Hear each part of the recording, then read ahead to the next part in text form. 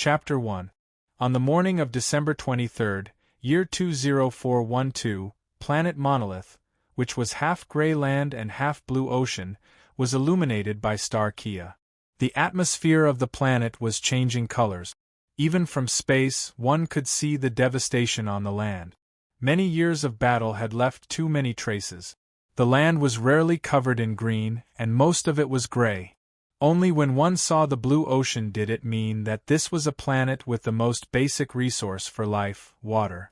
Although planet Monolith's constantly changing colors looked dreamy from afar, in reality, this planet was only an administrative planet with a low quality of life in the Interstellar Federation.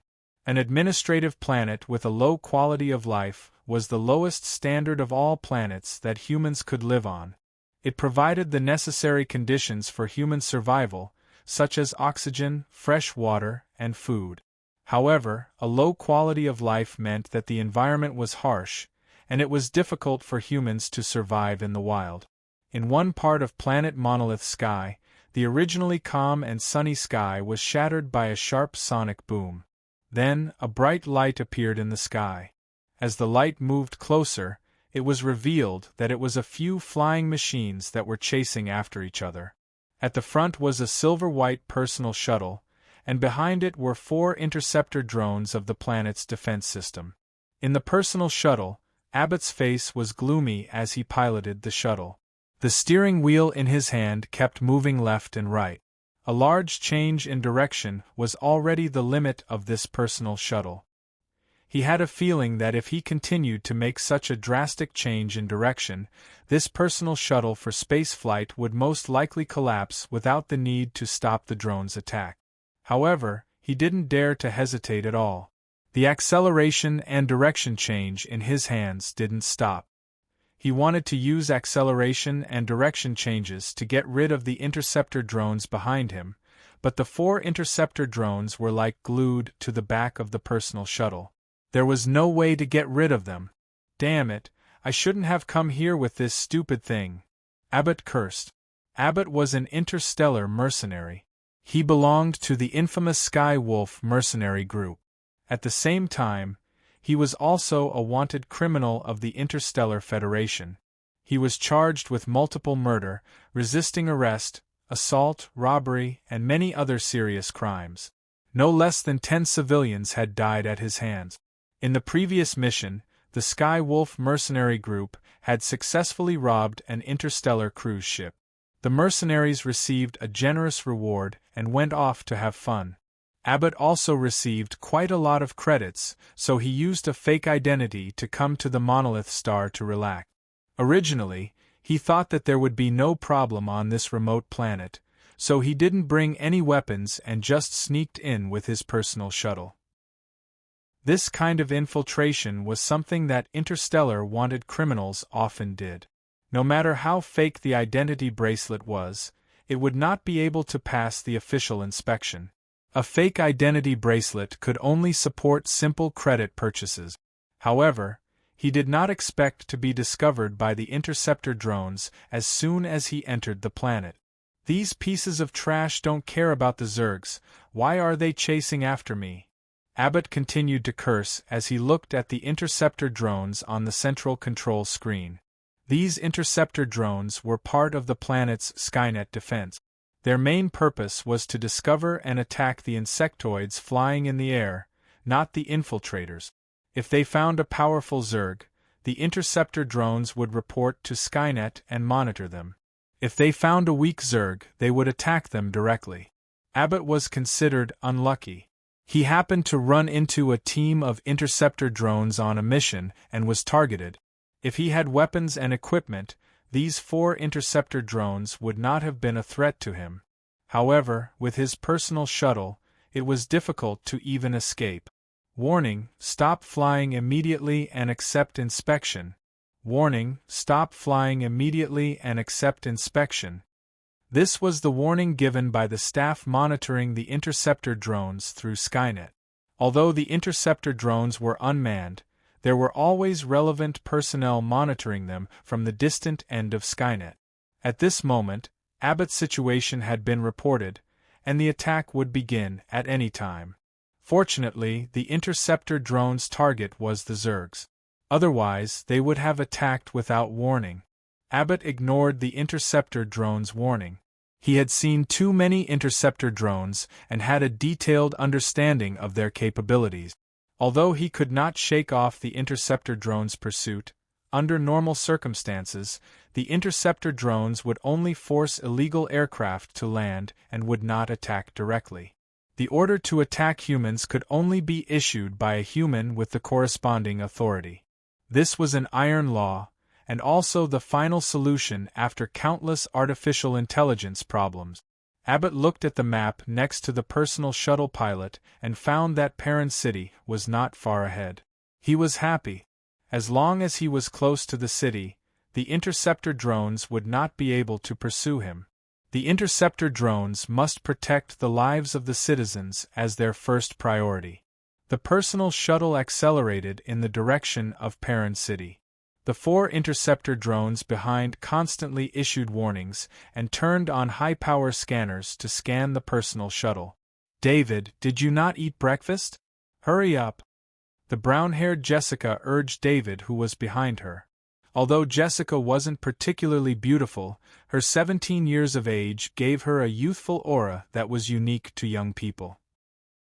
David could tell from her attitude that she was not too willing to ask him to go with her.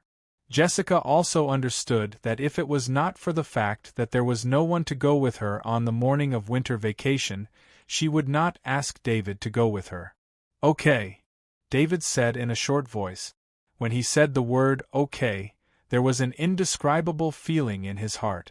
This was because he instinctively knew how to use this language, but he was extremely unfamiliar with this language. This happened because he had just arrived in this world yesterday. He did not receive the memories of this body.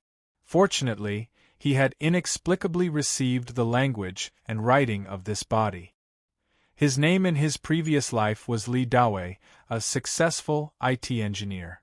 The reason why he used quotation marks before "successful" was because he was only an IT elite in a 4th-tier city. If he was placed in a 1st-tier or 2nd-tier city, his existence would be like dregs. The place where he was hit was on a downhill road called Fangong Bridge. He did not drive his small displacement car, nor did he ride his battery-powered scooter. Instead, he walked. When the heavy truck lost control and rushed towards him, he and several passers-by were on the sidewalk. The heavy truck did not choose the heavier cement truck in the middle of the road. Instead, it rushed towards the more fragile crowd. David did not want to guess the thoughts of the driver of the heavy truck with the greatest malice, but now that he thought about it, he was extremely suspicious of this point. When facing the heavy truck that lost control, David was surrounded by passers-by, especially a few students who had just finished school. At that time, he did not have time to think. In a situation where he was surrounded by passers-by, he simply could not dodge. At that time, he did something that he could not even imagine. He suddenly pushed aside the passers-by beside him. What followed was a heavy impact. He did not know how many people died, but he clearly remembered that he successfully pushed aside the students beside him.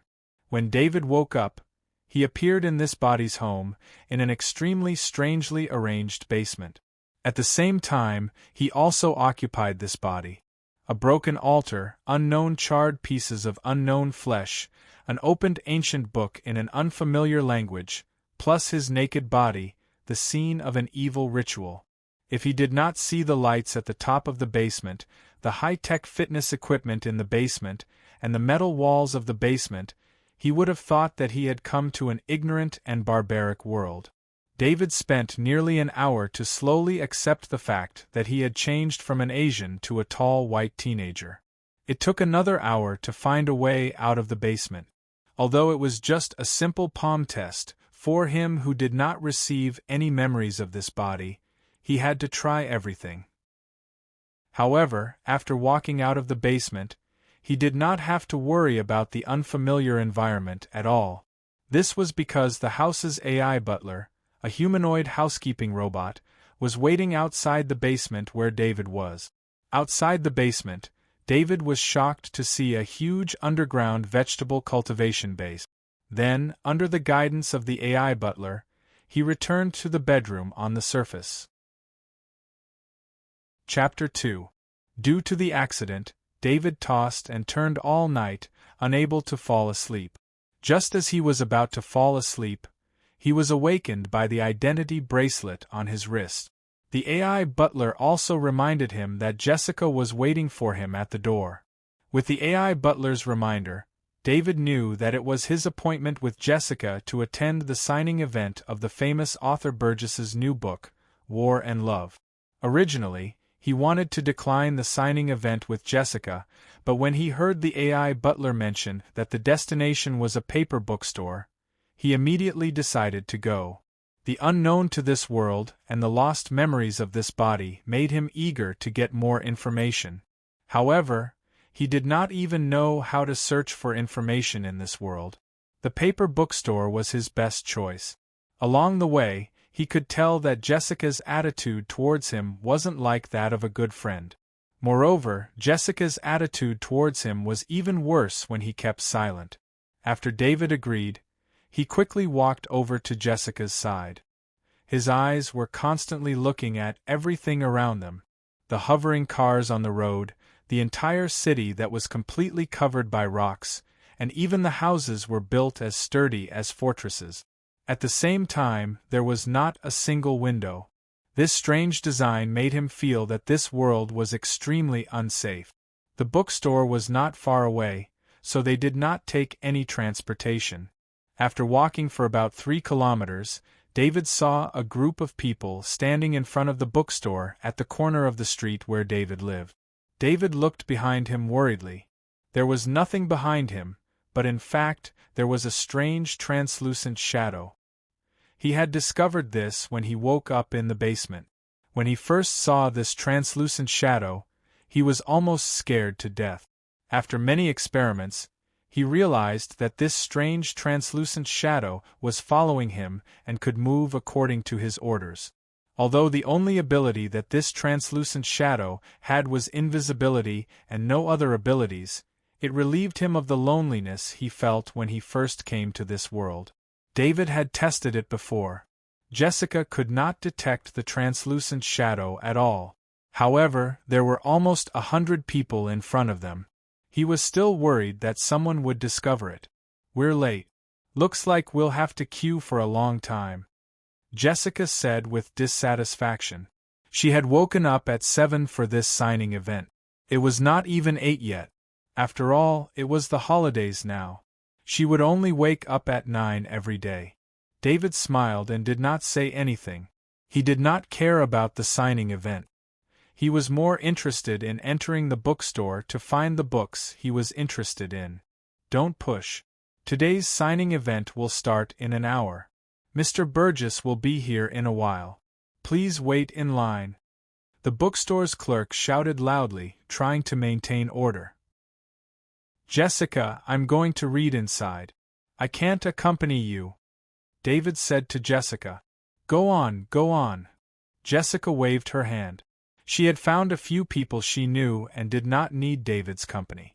Although these people could not be considered friends, compared to the boring David, she would rather choose a few people she was not familiar with. David felt that the way Jessica treated him was like how she treated a spare tire. It seemed that his predecessor was Jessica's admirer. That was why Jessica treated him like this. However, all of this had nothing to do with him now. He walked into the bookstore through the scattered line. Although there were more convenient ebooks, it did not affect the sales of printed books. This could be seen from the size of the bookstore.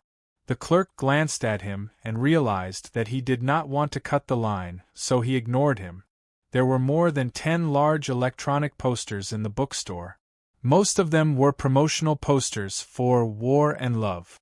The bookstore's glass walls were very soundproof. At least, the sound of the hundreds of people outside did not reach the bookstore. This made the bookstore very quiet. It was the best environment for reading. David walked past the bookshelves. These bookshelves were divided into philosophy, politics, law, military, economy, culture, education, sports, language, art, history, geography, and so on to make it easier for readers to choose. David walked to the history section and found a book called The History of the Interstellar Federation. He took the book and went to a seat on the side. He opened the book and started reading. Other than him, there was no one else in the bookstore. Those who were able to come to this bookstore at this time were all here to participate in the signing event of the famous author Burgess's new book, War and Love. The signing event was held in front of the bookstore, which was why it was so quiet. He opened The History of the Interstellar Federation and saw a sentence on the title page. To be or not to be, the world is on the edge of a cliff. Federation General Denton. Thinking about the meaning of this sentence, David flipped to the content page of The History of the Interstellar Federation. He then saw the history of this world. It was a magnificent history with iron and blood. Galactic calendar year 10,116, outside of the 16th spiral arm, at the edge of the Interstellar Federation, there was a violent space tremor. This space tremor caused an unknown shift in space. It caused the corners of two universes to overlap. These two universes were the Interstellar Federation universe and the God-type universe. The Interstellar Federation's universe and the God-owned universe overlapped at Planet 16 Spiral Arm number 82. Before the two universes overlapped, Planet 16 Spiral Arm number 82 was just an ordinary resource planet that was not famous. The environment there was terrible. Humans could not survive there. However, after the two universes overlapped, Planet 16 Spiral Arm number 82 underwent a wonderful change. The amount of oxygen and other gases in the atmosphere changed. It became a habitable planet. At the same time, under Planet 16 Spiral Arm number 82, a lot of kryptonite was discovered. Kryptonite was the main source of energy for the Interstellar Federation. It was because of the kryptonite that the Interstellar Federation could travel the universe and rule the entire Interstellar Federation universe. Kryptonite was the basic source of energy for the God-type universe. When the two universes overlapped, the two sides that were about to negotiate discovered the kryptonite on Planet 16 Spiral Arm number 82. From the year 10116 until the year 10,200, the two universes waged a war that concerned the survival of a race on planet number 82 on the 16th spiral arm. That war was only briefly mentioned in The History of the Interstellar Federation, but in those 100 years, Planet 16 Spiral Arm number 82 changed its name to War Star. One could imagine how cruel that war was. In the autumn of 10,200, the space above War Star was unstable. Many giant bugs appeared. These bugs appeared from space and landed on War Star.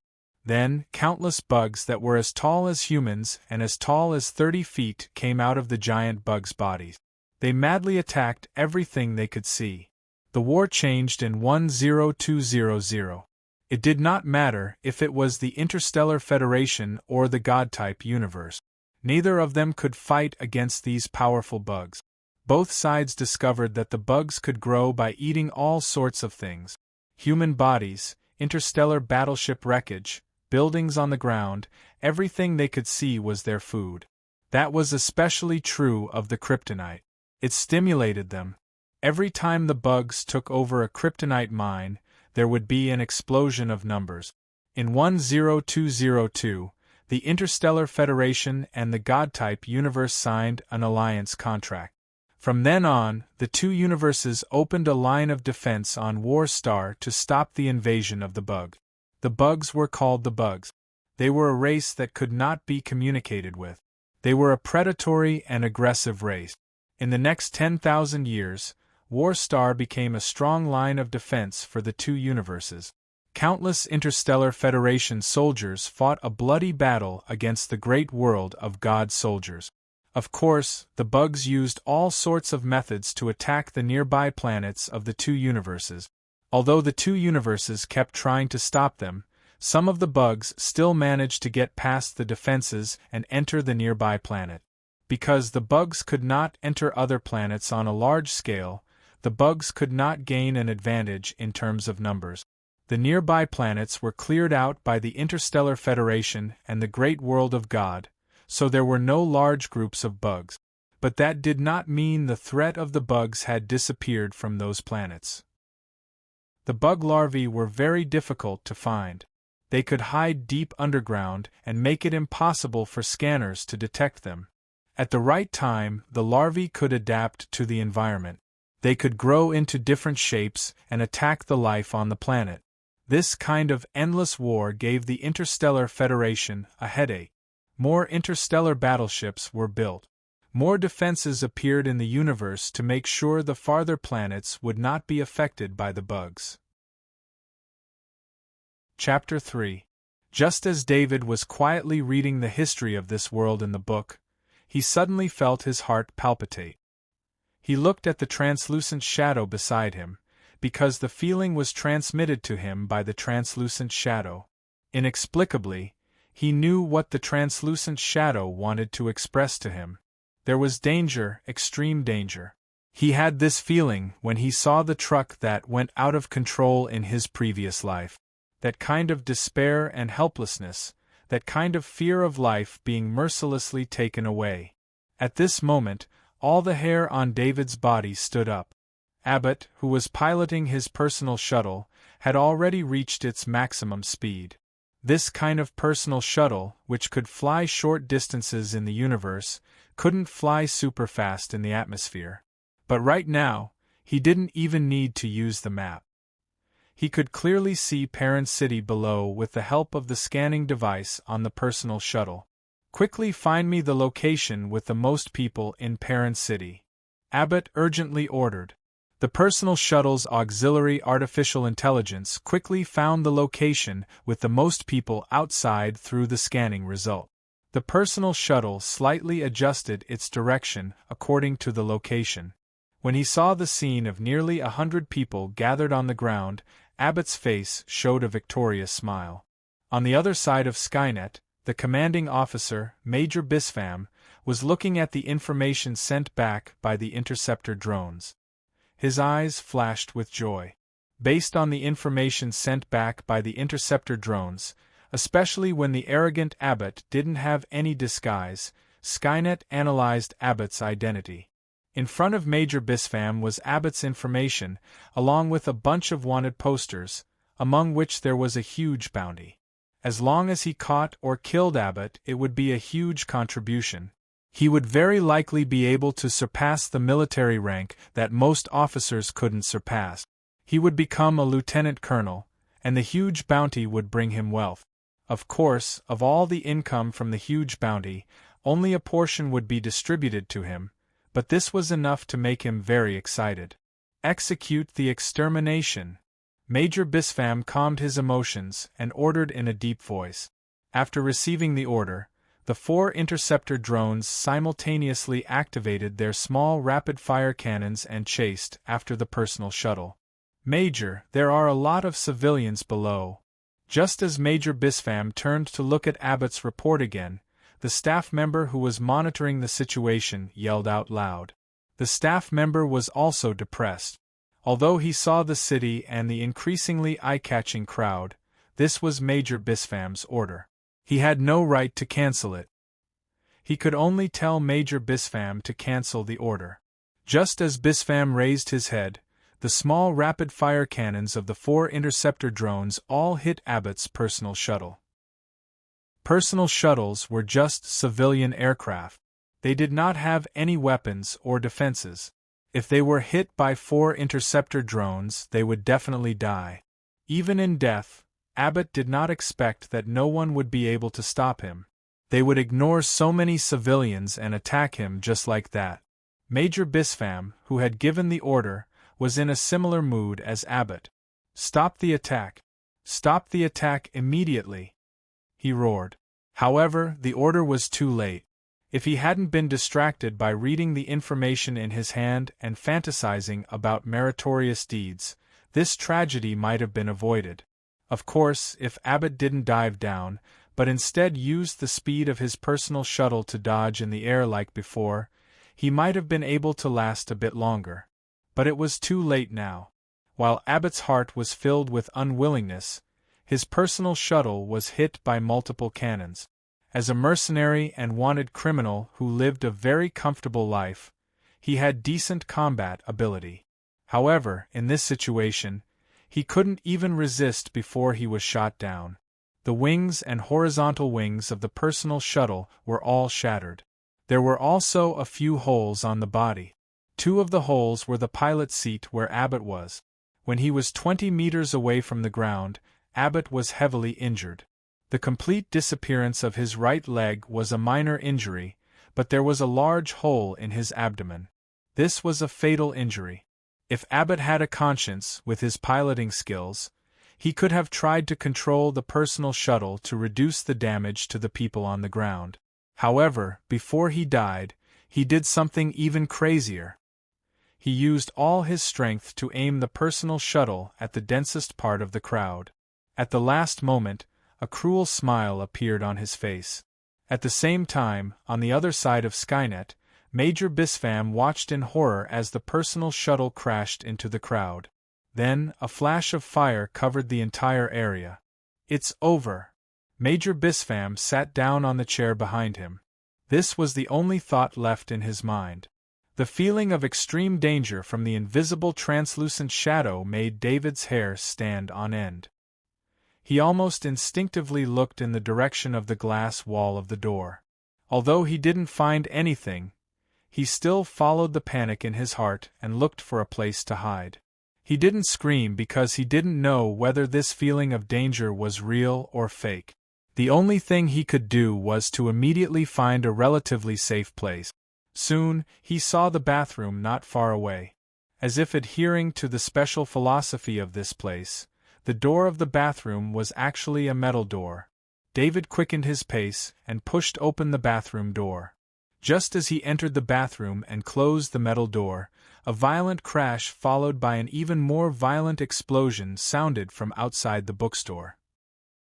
Then, he saw the metal door in front of him being pushed by a huge impact and his body flying out of the bathroom.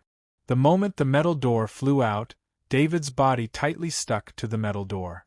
His hands instinctively hugged his head to reduce the damage to his head. He didn't want to be killed again after just transmigrating and not understanding this world. His strong muscles came into play at this time. His body was pushed by the metal door, and when he collided with the bathroom partition, these muscles protected him. Although 2 of the wooden bathroom partitions were broken, surprisingly, his body didn't suffer much damage. At least he felt that the skin on his back was injured. His hands, feet, and head didn't show any signs of injury. The flame shockwave caused by the explosion was also blocked by the metal door in front of him. The most serious injury was that his unprotected hand pressed on the metal door, and there was a slight burn. He was prepared in advance so that he stopped breathing in time during the flame shockwave.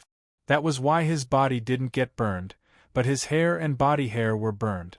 At this time, David couldn't care less. No matter how hot the metal door was, he didn't dare to let go. The metal door was still constantly emitting the sound of gravel hitting metal. Fortunately, this was the bathroom. With the impact just now, many water pipes were broken, forming a mist in the bathroom. It also reduced the heat in the air, and the temperature of the metal door quickly dropped. David's choice was right.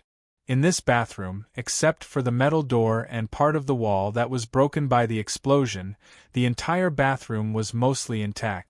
This was also why he was able to survive the explosion with light injuries.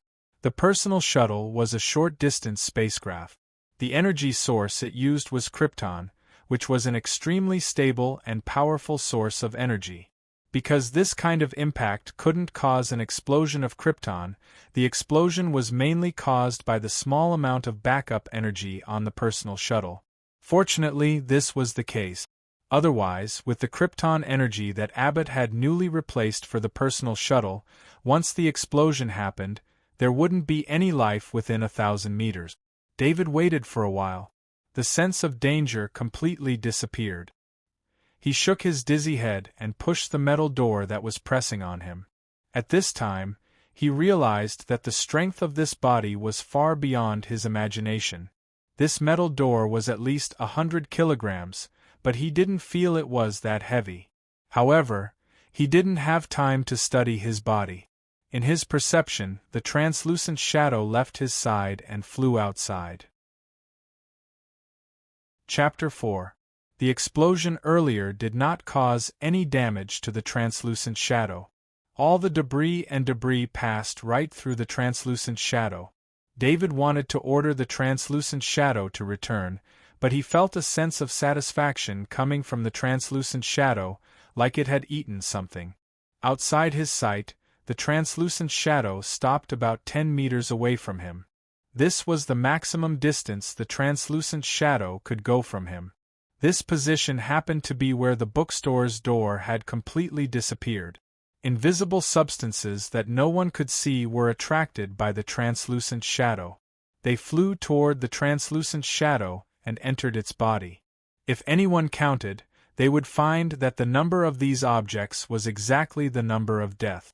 David felt that his connection with the translucent shadow was getting closer and closer. If he was connected to the translucent shadow through the 2G network on his phone, now it was like he was connected to the 3G network. That was what he was feeling. He did not understand what had happened, but he knew that there was nothing wrong with the translucent shadow. Instead, it seemed to have gained something, so he did not care about the translucent shadow. At the end of the day, the time he had the translucent shadow was too short. It was so short that he did not really understand the translucent shadow's ability. David tried to stand up. The injury on his back hurt a little, but it did not affect him much. He walked toward the door of the bathroom that had lost its metal door. Stepping on the puddles on the ground, he walked carefully. The ground was filled with debris from the explosion. Suddenly, he stopped in his tracks because he saw a metal cylindrical object. It was about 20 centimeters in length and was hollow inside. It was a black glass-like mirror that sealed the two ends of the metal cylinder. In such a chaotic environment, the metal cylinder was extremely clean. It was so clean that one could not help but look at it. No matter how ignorant David was of this world, he knew that this was not an ordinary object.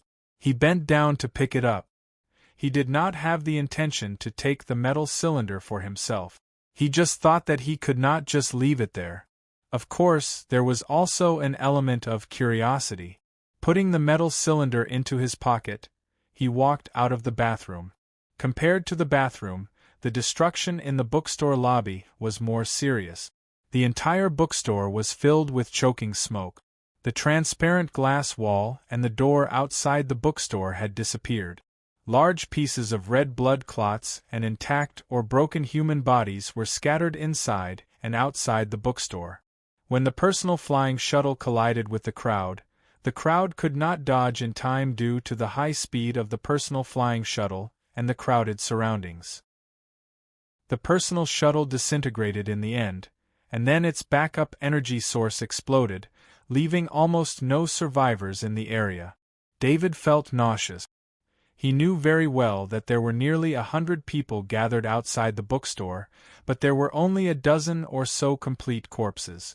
Most of them were pieces of metal and mangled flesh that could be seen everywhere. His mind went blank, but he was quickly awakened by a miserable moan. David was about to step forward to help the person who was still struggling on the ground when he heard a siren in the air. Then, he saw 2 blue and white police patrol cars approaching. He could not help but stop. This kind of injury was best treated by a professional. Since the rescue team had arrived, there was no need for him to intervene. The blue and white police patrol car hovered on the road in front of the bookstore, and a dozen uniformed police officers jumped down from it. All the police officers were stunned by the scene in front of them, and then they were busy with all kinds of shouts. David was the only one who was able to stand at the scene, so he naturally received special attention. Some police officers came to him. "Are you okay?" A middle-aged police officer used the device in his hand to check David's identity bracelet and asked David. David shook his head. He did not speak because he saw Jessica's body. The girl who came with him in the morning was now lying in a pool of blood. A piece of metal from the personal flying shuttle was inserted into her heart. "I am Police Officer Bob. The medical staff will be here soon. They will treat your injury." The middle-aged police officer Bob looked at the device in his hand and knew that he was still a student. Seeing David's expression, he could not help but pat David to comfort him. David did not have Jessica's memories, but he knew that Jessica and his predecessor were at least friends. Otherwise, they would not have come to the bookstore together. He could not describe how he felt about Jessica's death. It was not sadness, nor was it sadness. What he felt most at the moment was fear, a kind of extreme fear. If he had not sensed danger from the translucent shadow, then he would have been among the corpses on the ground. He nodded at Police Officer Bob in a daze, but his eyes were still looking at Jessica's body. The second batch of aircrafts was a white ambulance. The city's emergency response was so fast that it surprised David. The explosion had only happened 3 minutes ago, and the police and medical staff had all arrived. This did not make David happy, because it showed how dangerous this place was. It was because of the frequent occurrence of danger that the police and medical staff had such fast responsibility. He thought of the windowless buildings and the city he saw. Beauty was not important, but sturdiness was the most important. Chapter 5. Just as David's hand touched the translucent shadow's shoulder, a strange energy came from his hand and entered his body. It was like he was soaked in warm water. His whole body relaxed and, with the lingering fear, he slowly drifted into sleep. David fell asleep on the floor of the living room. Thankfully, there was only the AI butler, Emma, in the whole house, and Emma did not care about the owner's behavior. David had a dream. In the dream, he lived with his mother since he was young. He studied from a young age to middle school and then to high school. In the dream, he was a bit autistic. Other than his mother, he did not have many friends. His father's figure rarely appeared until one day, his father and mother separated. Not long after that, his mother committed suicide after arranging everything.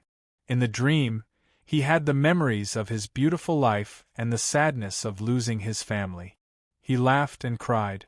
This was a complete life from birth to the age of 17, including all the experiences and all the emotions. They were all presented in this dream. David was awakened by hunger. He opened his eyes, and the first thing he felt was the difference around him. In his eyes, all the colors were very vivid. It was like he used to use a normal TV to see the world, and now he was using a 4K TV to see the world. He didn't know the reason for this, but he knew that it was because of the translucent shadow that was transmitting energy to him. He looked at the identity bracelet, which was something like a watch on his wrist. It was already 9 p.m. In other words, he had slept on the floor for the whole day. Recalling everything in the dream and comparing it with the memories he had before, he knew he had found all the memories of the previous owner. The previous owner of this body was also called David.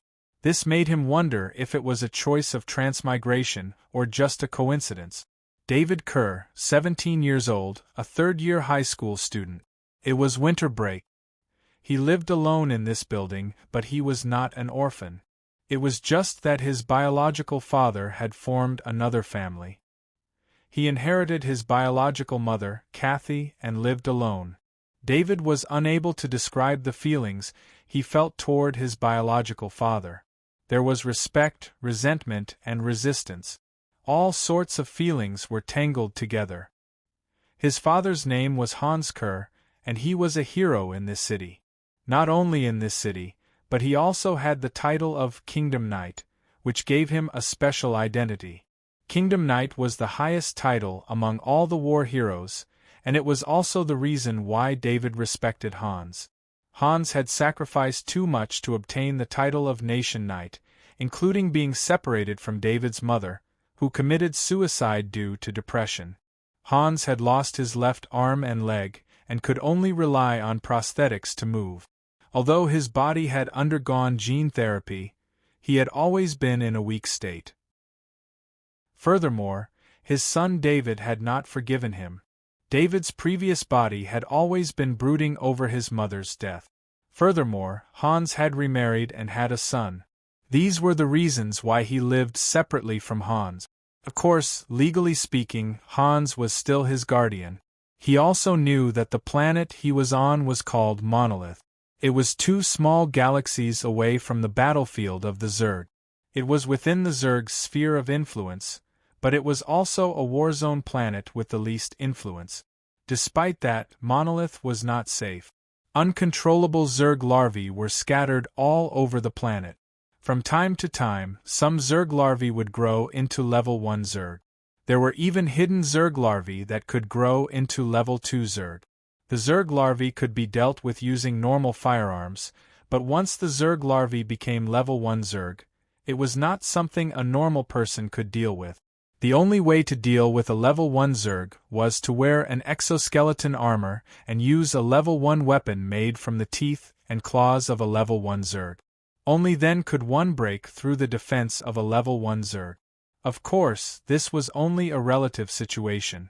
With the Zerg's flexibility and combat ability, it was impossible to deal with a level 1 Zerg without multiple people wearing exoskeleton armor and wielding level 1 weapons.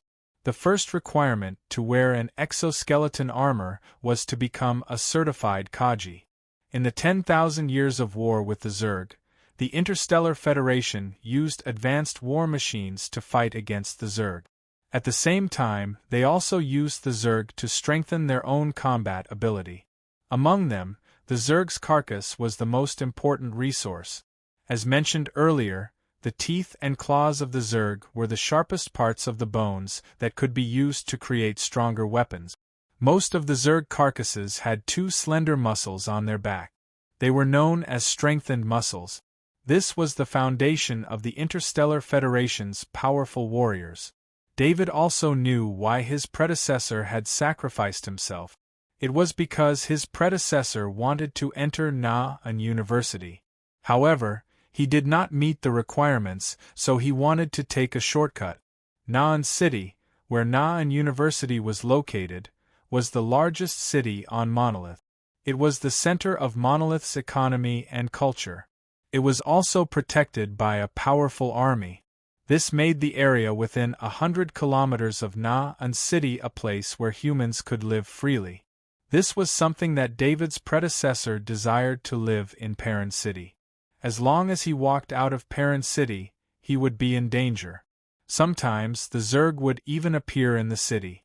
Although the chances of the Zerg appearing in the city were very small, it also caused David's predecessor to not feel safe in Perrin City. Although Na'an City was good, it was not easy to live there. One needed to have the corresponding authority to do so. In the Interstellar Federation, without a certain level of authority, one was not allowed to go to other cities. David's predecessor was still a minor, so he did not have any level of authority. His guardian was his father, Hans. If Hans brought him along, he could go to any city or planet as he pleased with his identity as a nation knight.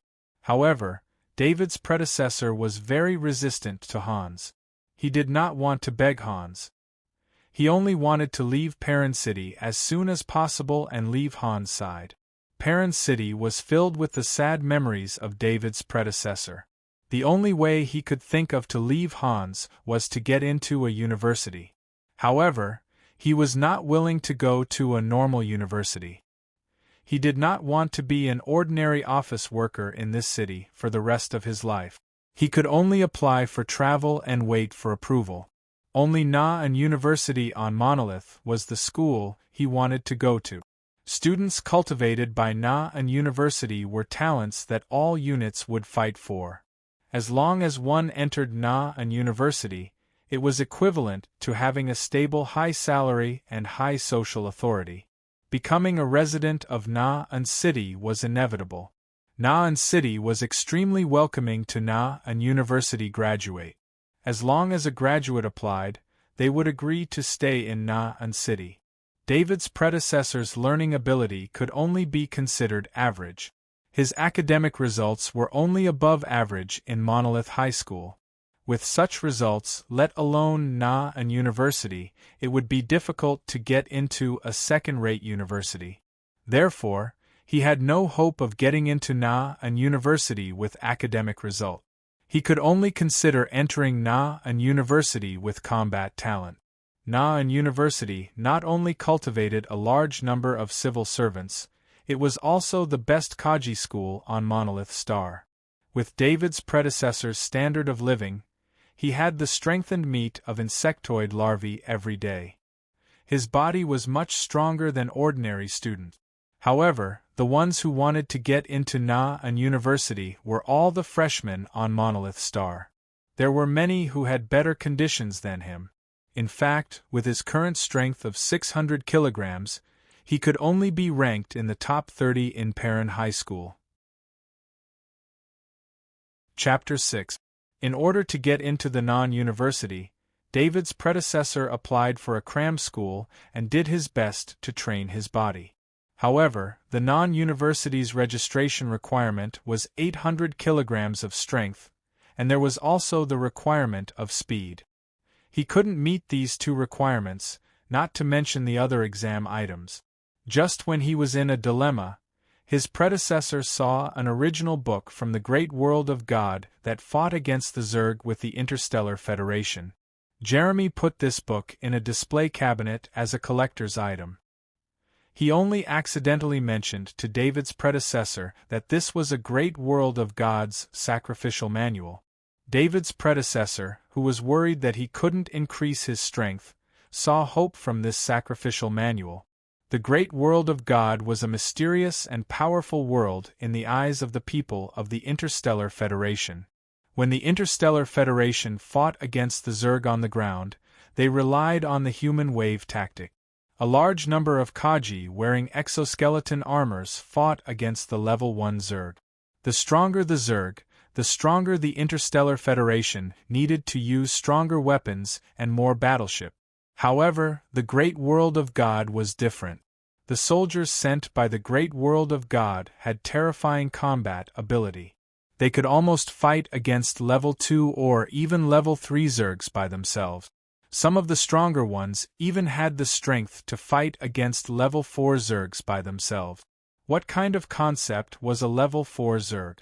It was an existence that required the cooperation of several interstellar battleships to fight against. Every level 4 Zerg could easily destroy a city. Therefore, the Interstellar Federation blocked all information about the great world of God. Of course, this blockade couldn't completely block all information. Many rumors were spread everywhere through various channels.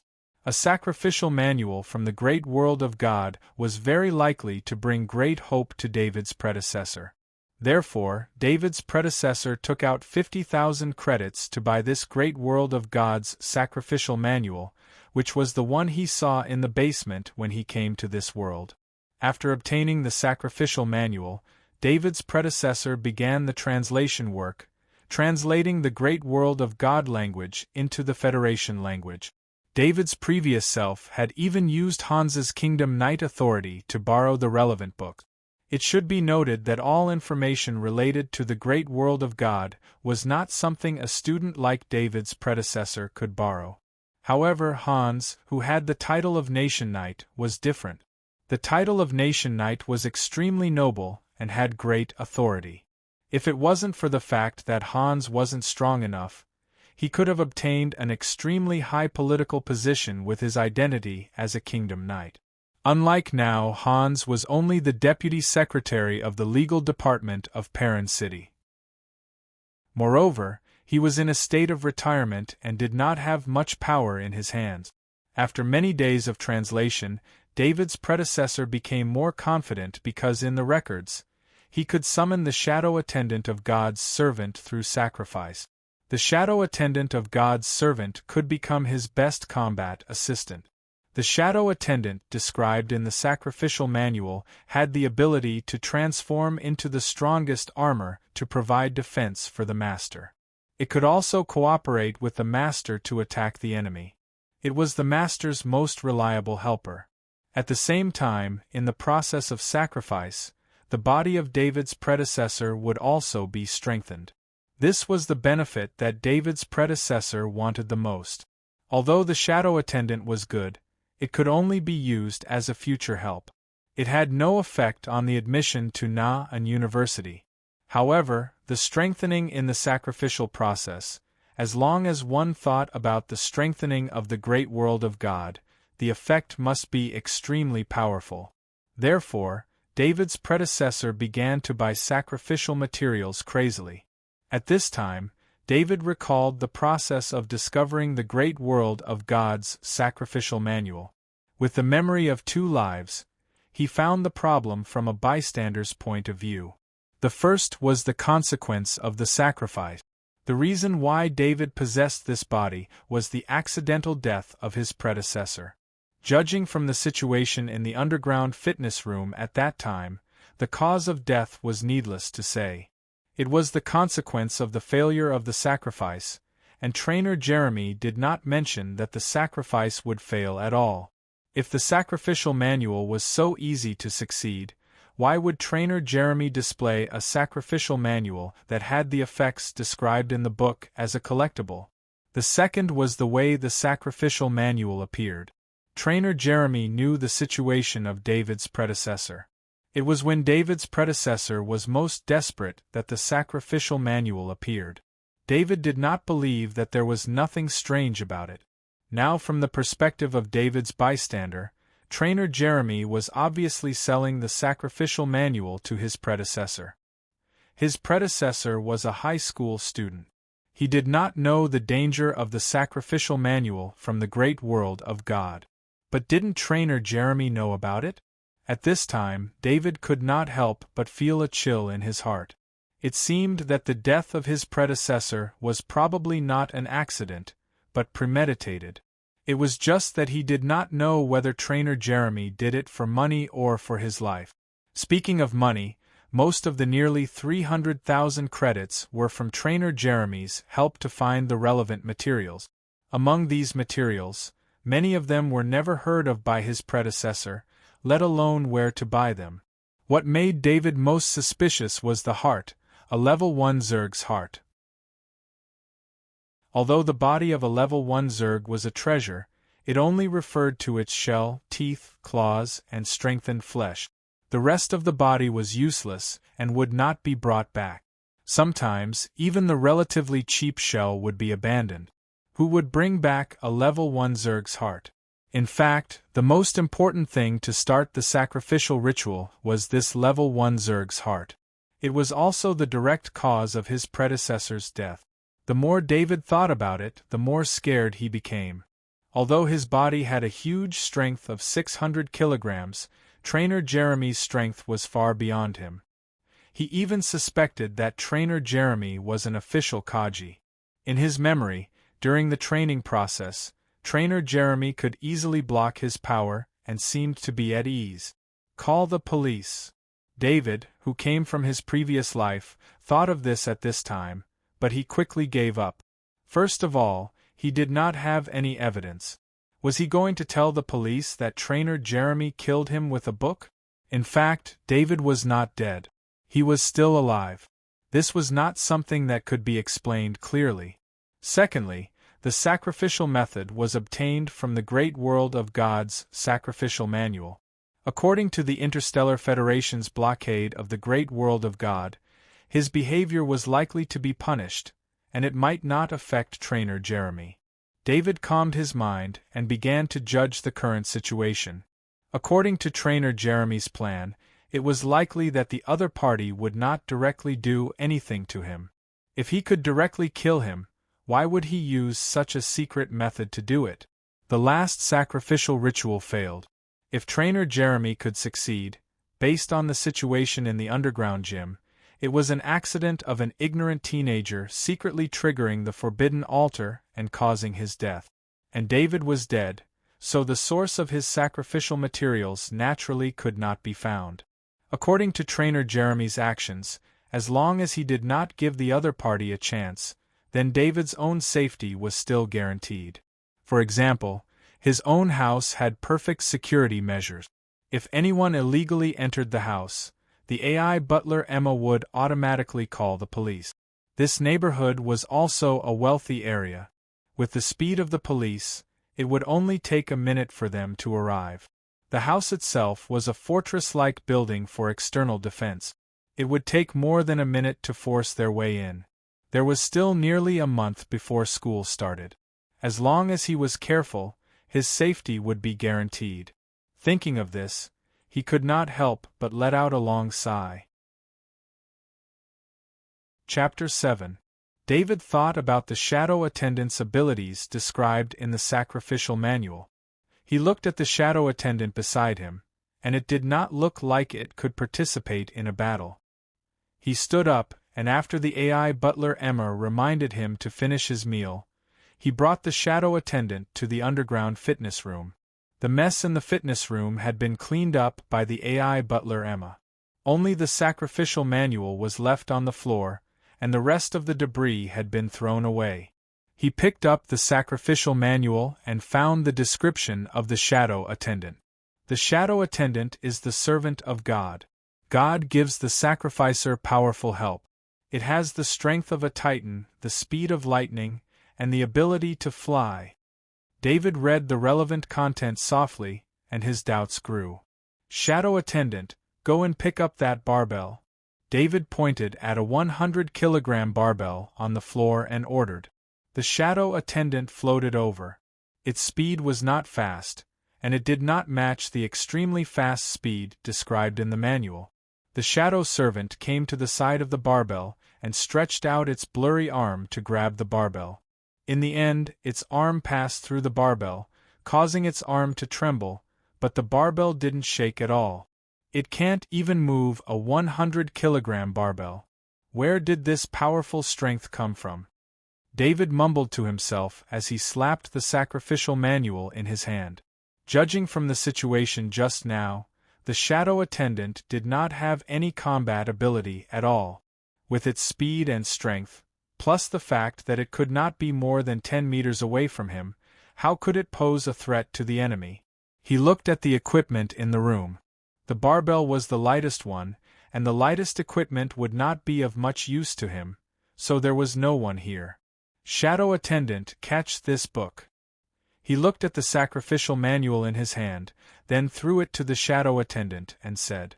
The shadow attendant obeyed and reached out to grab the sacrificial manual, but the manual passed through its arm again. However, this time, David saw that the sacrificial manual had a slight pause. It seemed that the shadow attendant wasn't completely powerless. It was just that those things were too heavy. He plucked a strand of hair from his head and waved at the shadow attendant. The shadow attendant flew to his side and stopped. He handed the hair in his hand to the shadow attendant, and the shadow attendant took it. This time, his hair was grabbed by the shadow attendant's hand, and it did not go through his hair. David's guess was correct. Now, he needed to know how much weight the shadow attendant could support. After several experiments, he calculated that the maximum weight a shadow attendant could carry was 100 grams. This result greatly disappointed David. With a strength of 100 grams, even if he held a poisonous needle in his hand, it would be difficult to pierce the opponent's skin, let alone injure the opponent. However, he also found a strange situation.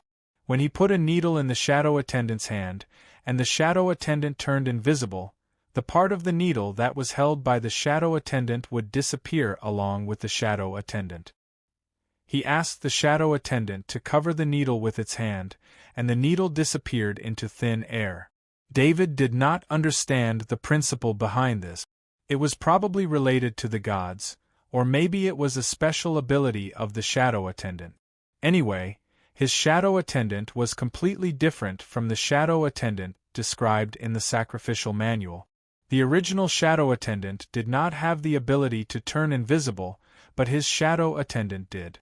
The original Shadow Attendant should have a strong combat power, but the original Shadow Attendant did not. The strengthening effect that should have occurred during the sacrificial process did not appear on his body, but he did not know if it was because his predecessor died on the spot. He knew for sure that his strength did not change from before. Although he did not test his speed, he could still feel that there was no change in his movement.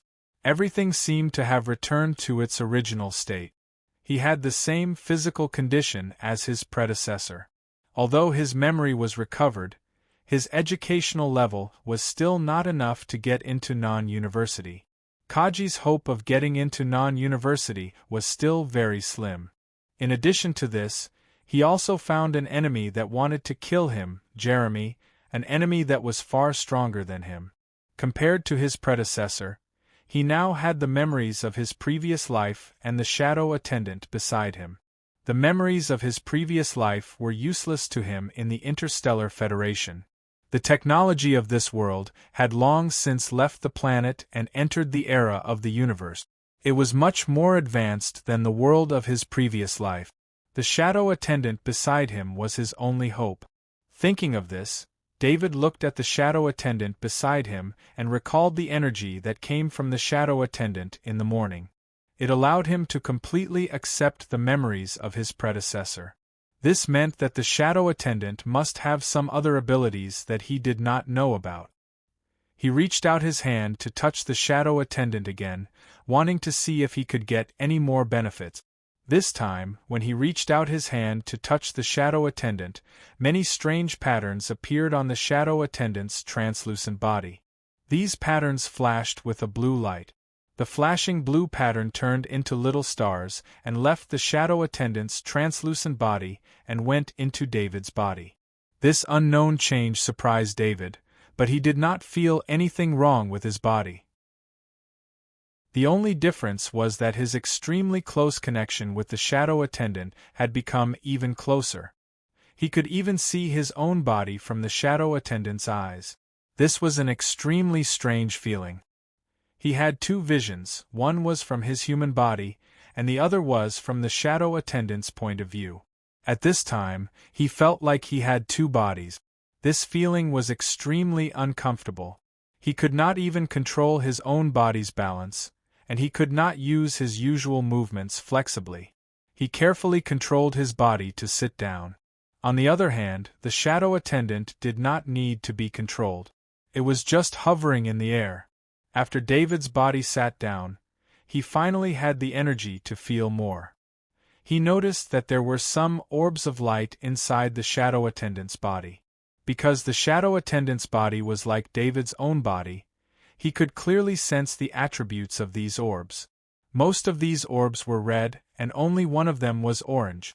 Among them, he saw 5 red balls of light belonging to the literature attribute. Literature was one of the compulsory subjects in school. He also saw 4 red balls of light belonging to mathematics, 2 red balls of light belonging to comprehensive subjects, 2 red balls of light belonging to physical skills, and 1 red ball of light belonging to heavy axe mastery. Most of the red balls of light were related to cultural studies. Physical skills were a body training method promoted by the Interstellar Federation. It was composed of 18 movements. Because physical skills did not have any side effects, it required very little resources. As long as enough nutrition was provided, the effects of physical skills could be guaranteed. Therefore, it became the body training method used by most people in the Interstellar Federation. To obtain a training method that surpassed physical skills, only a small number of forces such as universities or the military could provide it. Heavy axe mastery was one of the basic combat skills in school. Because the main enemy of the Interstellar Federation was the Zerg, heavy weapons were the first choice. High schools taught students basic combat skills in order to build a good foundation for the Kaji selection. Among the students who applied for the Kaji selection, mastery of basic combat skills was an extremely good bonus. The other orange ball of light displayed the sniping attribute. David was very curious about the origin of these orbs. At the same time, He was also dissatisfied with the shadow attendant's chaotic display. These orbs were too messy. While he was thinking, he saw the orbs in the shadow attendant's body change. A set of words appeared at the top of each orb. Literature, 35% beginner. Literature, 28% beginner. Literature, 44% beginner. Literature, 19% beginner. Literature, 66% beginner. Mathematics, 12% beginner. Mathematics, 18% beginner. Mathematics, 22% beginner. Mathematics, 99% beginner. General, 40% beginner. General, 29% beginner. Physical skills, 70% beginner. Physical skills, 20% beginner. Heavy axe mastery, 33% beginner. Sniping, 20% proficiency. He finally understood. The red orb represented the beginner level, the orange represented the proficiency level, and the depth of the orb represented the mastery level. He had just obtained the shadow attendant. The only thing it experienced was the explosion at the bookstore. David guessed that these orbs representing various abilities were obtained from the bookstore. Judging from the attributes of these orbs, they should have been absorbed from the people who died at the scene of the explosion. David thought back to the moment of the explosion. After he was sent flying, he sensed that the shadow attendant lost control for a short period of time. It seemed that the shadow attendant rushed out at that time to absorb these orbs. Chapter 8. Since the shadow attendant was able to display these balls of light in a way that David could understand, could the shadow attendant also display David's own abilities? No matter what, he was still a senior high school student. At the very least, he had mastered literature, mathematics, and other general knowledge. Shadow attendant, can you also display my stats like this? David asked the shadow attendant. The shadow attendant's eyes flashed a few times. Then, David saw a set of data in front of him.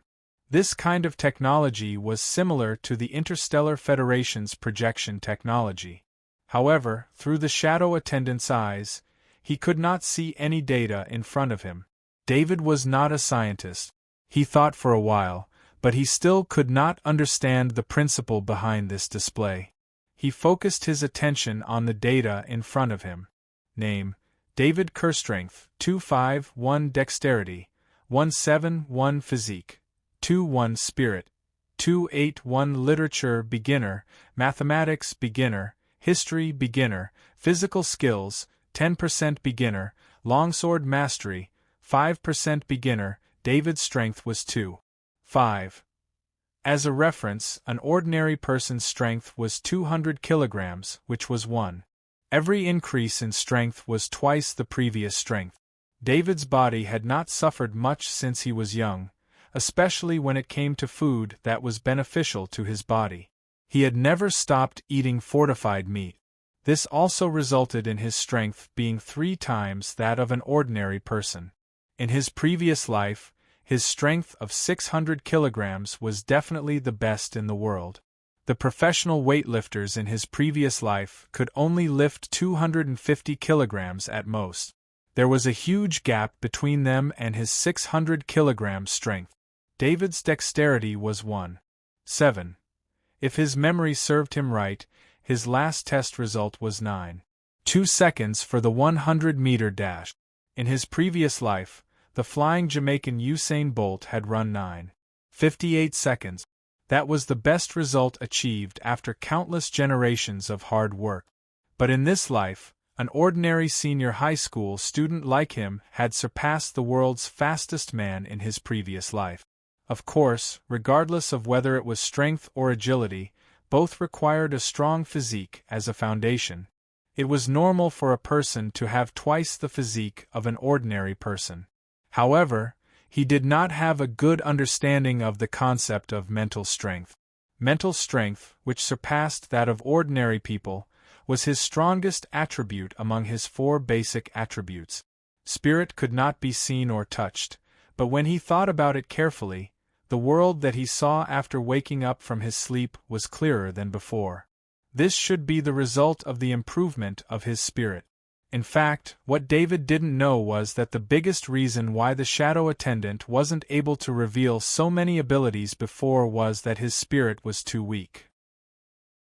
When David's predecessor performed the sacrifice, most of the energy in his soul was consumed.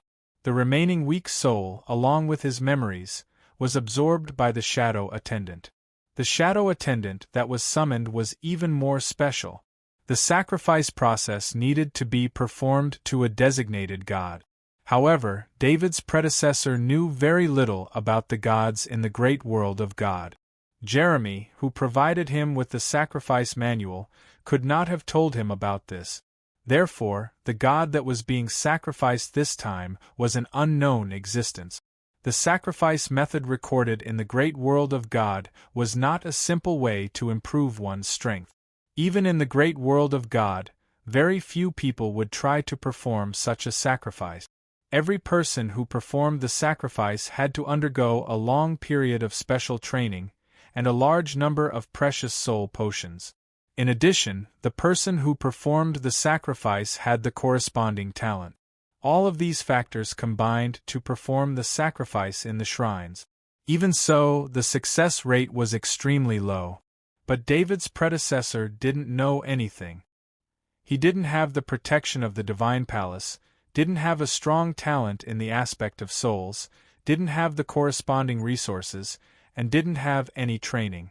He carried out such a risky sacrifice outside the divine macro world. The consequences could be imagined. It was also during the sacrifice, under the influence of an unknown force, that David's soul crossed into this body and merged perfectly. However, after the influence of crossing over, coupled with the consumption of the sacrifice, David's soul power was extremely weak. This made his spirit level not reach the level of ordinary people, let alone activate the special ability of the shadow attendant. After the explosion of the bookstore, the death of nearly 100 people produced nearly 100 souls, some of which were weak and some of which were strong. Although a part of the souls absorbed by the shadow attendant was used to strengthen itself, there were still many souls that were transferred to David. It was also because of the support of enough souls that David was able to quickly recover all of his memories. The shadow attendant also activated the corresponding ability, which was also related to the strength of the spirit. When David saw the ability he mastered under the data, his face couldn't help but turn red. This was the shame of his predecessor. He inherited the memory of his predecessor, so naturally, he was ashamed of himself. Looking at these results, literature, mathematics, and comprehensive, the three main cultural subjects showed that he was not at the entry level. And he was proud of his physical skills, which was only at the entry level of 10% progress, not to mention the long sword mastery progress of 5% progress. These results reflected his current true level. He was just a bad student. It was impossible for him to be admitted to an university. Of course, David was somewhat belittling himself at this time. The entry level was the result above the ordinary level. Most of the students' results in the shadow attendant's evaluation standard were not at the entry level. The shadow attendant absorbed 14 red light balls, which were obtained from the souls of nearly 100 people. Even ordinary people had their own strength. David ordered the shadow attendant to send a red light ball of literature, 19% entry level, into his body. This was the application of the red light ball he could guess, because he found that under his command, the red light balls in the shadow attendant's body could be moved. The reason why he chose this red light ball was because the number of red light balls in literature was the most. At the same time, if this red light ball of literature, 19% entry level, failed, it would not be too big of a loss. And once it succeeded, there would be hope for the an university that his predecessor had always wanted to be admitted. If he could be admitted to an university, then Jeremy and other possible enemies would no longer be able to threaten him. An city was not the parent city he was in, and an university was not a place that ordinary people could enter, let alone what would happen to him if he entered. As for the safety of half a year, as long as he was more careful and did not give Jeremy any chance, he would be able to avoid it. At present, the only thing he could do in the face of danger was to be on guard. He could not fight back at all. Maybe the possibility of fighting back was on the shadow attendant. David looked at the shadow attendant and made up his mind. The shadow attendant also transferred the red light ball of literature, 19% entry level, into his body. The moment the red light ball of literature, 19% entry level, entered his body, he saw the data panel in front of him change. The previous literature, not entry level, became literature, 19% entry level, and at the same time, a series of memories emerged in his mind. It was a process of learning. Some were reading aloud, some were reciting softly, some were silently understanding, and some were being explained by teachers. There was no image of the owner of the memory in these memories. Even the faces of the teachers that appeared were blurred. After a long time, David woke up from his memories. His understanding of the subject of literature in his mind had greatly deepened. He remembered every sentence and every knowledge that he had just memorized. He looked at his identity bracelet. Only a minute had passed, but he felt like he had gone through hundreds of days of learning. The knowledge that this red light ball gave him was like engraved in his mind. It was more profound than the knowledge he learned on his own. The knowledge he learned on his own would slowly be forgotten with the passage of time, but the knowledge obtained through the red light ball would not disappear. Chapter 9. Looking at the data panel in front of him, literature, 19% beginner. He impatiently ordered the shadow attendant to send literature, 66% beginner, into his body. This was the best literature light orb. If all of them were added together, he would only need 3 literature light orbs to break through to entry-level literature. He wanted to know what proficient literature would be like after breaking through to entry-level. Literature, 66% beginner, entered his body. His gaze was fixed on literature, 19% beginner, on the status panel. Soon, the 19% kept increasing. However, when it reached 69%, the progress stopped. So it's not additive. David couldn't help but shake his head and mutter to himself. He greedily thought that the light balls that gave him the same ability could be added together, but in fact, it wasn't. This was easy to understand. The person who had reached 66% beginner level literature and the person who had reached 19% beginner level literature had grasped overlapping knowledge in literature. This overlap was very large. 19% beginner level literature only had 3% beginner level knowledge. David guessed that as he fused more light balls, this overlapping knowledge would increase. After that, the same large amount of memories poured in. It was the same classes, study, self-study, and revision. However, this time, the owner of the memories was obviously more hard-working.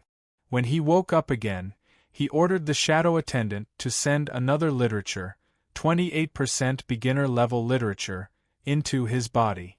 This time there was an accident. After the red light ball entered his body, he felt dizzy and then fainted. After a long time, David woke up from his coma. He looked at the time on his ID bracelet. He had been unconscious for half an hour. This time, he didn't gain any memories. He nervously asked the shadow attendant to activate his status panel. Literature, 69% beginner-level literature, was still there. There was no change at all. He checked the shadow attendant's body again. The literature, 28% beginner-level literature, red light ball had indeed disappeared. David understood that he had wasted a red light ball. That was 28% beginner-level literature knowledge. If he were to study it himself, he might not be able to reach 28% beginner-level literature knowledge even if he spent a year studying literature. He was very clear about his level. Whether it was his predecessor or the current him, he was not a genius. If his predecessor had been a genius and had the conditions to continuously eat strengthened meat, he would only be able to increase his strength to 600 kilograms. He wouldn't even have to use the opportunity to sacrifice his life to increase his strength. If David himself was a genius, he wouldn't have stayed in a fourth-tier city in his previous life. He would have gone to a big city to join a big company and fight for a better future. Therefore, he was heartbroken that he had wasted a red light orb of literature, 28% entry level. Fortunately, this was only a knowledge ball for literature and not the most precious ones. He made a decision in his heart. He had to master the rules of the light balls before he finished using the light balls of literature and mathematics. He also gave these balls of light a name. They were called knowledge balls. It wasn't common for nearly 100 people to die at once. In David's memory, it was very rare for so many people to die at once in Paran City. Moreover, when people died, David couldn't appear in time to use the shadow attendant to absorb the souls. Therefore, the current knowledge balls were all that he could obtain in a short period of time. He couldn't take the initiative to kill people for the knowledge balls. Not to mention whether he had the ability to do so, his mentality wouldn't allow him to do so. After that, he didn't use the knowledge balls. The previous knowledge ball was wasted, so he guessed that he could only integrate 2 knowledge balls in a short period of time. He stood up and performed the 18 styles of body arts in his memory. Although his predecessor was very familiar with the 18 styles of body arts, even the evaluation of the shadow attendant had reached 10% entry level.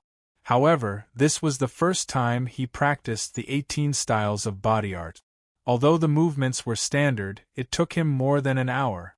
However, when he practiced the 18 styles of body arts this time, David felt that it was very different from what he remembered. He was now sweating all over, and every muscle seemed to be jumping. The effect was better than he expected. In his memory, every time his predecessor practiced the 18 styles of body arts, he would only feel slightly tired. He couldn't help but wonder if his body arts had improved. Then he ordered the shadow attendant to activate the status panel. Sure enough, he saw that the body arts, 10% entry level, on the status panel had changed to body arts, 20% entry level. His practice this time was actually comparable to his previous 10 years of practice. He felt very strange. After all, he didn't dare to integrate the 2 knowledge balls. In this case, his body arts had greatly improved. What was the reason? David's eyes moved on the status panel. Finally, he fixed his eyes on Spirit, 281. Among all his attributes, this should be the only attribute that had an unknown change. He suspected that the shadow attendant absorbed the souls of the dead to strengthen his spirit. Especially his sudden improvement, it was more like a genius. And the source of a genius might be the improvement of his spirit. Of course, as for whether the shadow attendant absorbed souls to increase his spirit, he would have to wait until the shadow attendant absorbed new souls in the future to find out. When the excited David closed the status panel, he couldn't help but look at the only orange knowledge ball in the shadow attendant's body. It was the sniper 20% proficiency knowledge ball. He steadied his mind. He didn't know where this sniper 20% proficiency knowledge came from, but he knew that this was his only chance to become a sniper. He couldn't waste this sniper 20% proficiency knowledge. David didn't understand. How could there be someone who could practice sniper to 20% proficiency among a bunch of fans? Such an existence must be a Kaji, and a rare Kaji sniper Kaji at that. But soon he thought of another possibility. The reason why the people in the bookstore died was because of the fragments of the flying shuttle. This Kaji sniper was most likely the one in the flying shuttle. Everyone who died in the bookstore was killed by this Kaji sniper, and David himself almost died in the explosion. David let out a long sigh of relief. He disconnected from the shadow attendant and stood up. At present, He couldn't control the shadow attendant and his own body at the same time. He patted the dust off his body. This was his habit, but this house was cleaned by the AI manager Emma, so how could there be dust on the ground? Suddenly, he stopped what he was doing because he patted his pocket. There was an item that he had forgotten about. David took out the metal cylinder. He was annoyed that he didn't hand it over when he saw the police. At that time, his mind was shocked by the scene of corpses on the ground. How could he have thought of this? Now, if he handed in this metal cylinder, he would be in trouble. He obtained it illegally, and it was likely to affect his college entrance examination. No one saw it anyway, so I won't tell anyone about it. Holding the metal cylinder in his hand, David immediately made a decision in his heart. The question is, what is this metal cylinder? He has never seen this item in his memory. This thing is a bit like a small monocular. He put the metal cylinder in front of his right eye, and then he saw a completely different basement in his right eye. A set of data in his right eye was displayed on the left: wind speed, 0 wind direction, 0 temperature, 25 degrees, humidity, 42%. And when his eyes focused on any position in the room, the distance data appeared in his right eye. Below these, there was a line of text reminder. No main sniper weapon found, no exoskeleton armor found, T3 sniper auxiliary device not working. David finally knew the name of this thing. Since he knew the name, it was naturally easy. He opened the identity bracelet and connected to the civilian Skynet through the identity bracelet. Because of the cost and other problems, the civilian Skynet of Parent Star could only connect all the information on the planet and not to more distant planets, but this was enough for David. He entered T3 Sniper Auxiliary Device in the search engine, and soon hundreds of related information appeared. He opened these information and read it one by one. Most of them mentioned the T3 Sniper Auxiliary Device, but there was little detailed description. But when he opened a page called Sniper Enthusiasts, he saw some practical information about the T3 Sniper Auxiliary Device. The T3 Sniper Auxiliary Device was a military sniper auxiliary device. The price was secondary. This thing was not sold at all. According to the sniper enthusiasts, the T3 Sniper Auxiliary Device could increase the combat power of a sniper Kaji by 30%. In the military, it was a powerful device that only a few elite sniper Kaji could have. David's heart warmed. The T3 Sniper Auxiliary Device was useless to ordinary people, but as long as he thought of the T3 Sniper Auxiliary Device, 20% proficiency, orange light ball, he knew that the T3 Sniper Auxiliary Device would greatly improve his ability. Chapter 10. After playing with the T3 Sniper Assistance device for a while, David put it away and dragged his tired body to the bathroom. He had regained his memories as soon as he came back. In addition to discovering the secret of the shadow attendant, he did not have the time to clean the stains on his body. After the explosion, his body was already in a mess. The clean water from his head reduced his fatigue by a lot. After cleaning himself, he checked the injuries on his body. The injury on his back was almost healed after a day, and the burns on his hands were only left with scabs. Compared to his body in his previous life, this body was much stronger. This kind of light injury would have healed in less than a week in his previous life. However, in this world, the same kind of injury would have healed in a few hours. Emma, prepare dinner for me. Add an extra portion of strengthened meat. After changing into a clean set of clothes, David felt the hunger in his stomach and ordered the AI butler, Emma. He recalled the memories related to the AI butler, Emma. The AI butler, Emma, from her name to her voice, came from an extremely famous actress. She was also the favorite actress of his predecessor. David could not help but despise the fact that his predecessor had used the name and voice of the actress, Emma, on the AI butler, and had spent a considerable amount of credits to obtain the right to use it. This was probably the nature of an otaku. Whether it was in his previous life or here, it was the same. Under normal circumstances, David would only eat strengthened meat once a day. This was based on the needs of his body.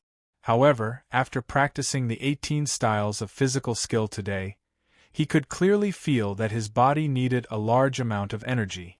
If it was just normal food, the effect would be very poor. It might even affect his training the next day. Master, you only have 1320 credits left. This amount is not enough to order next month's strengthened meat.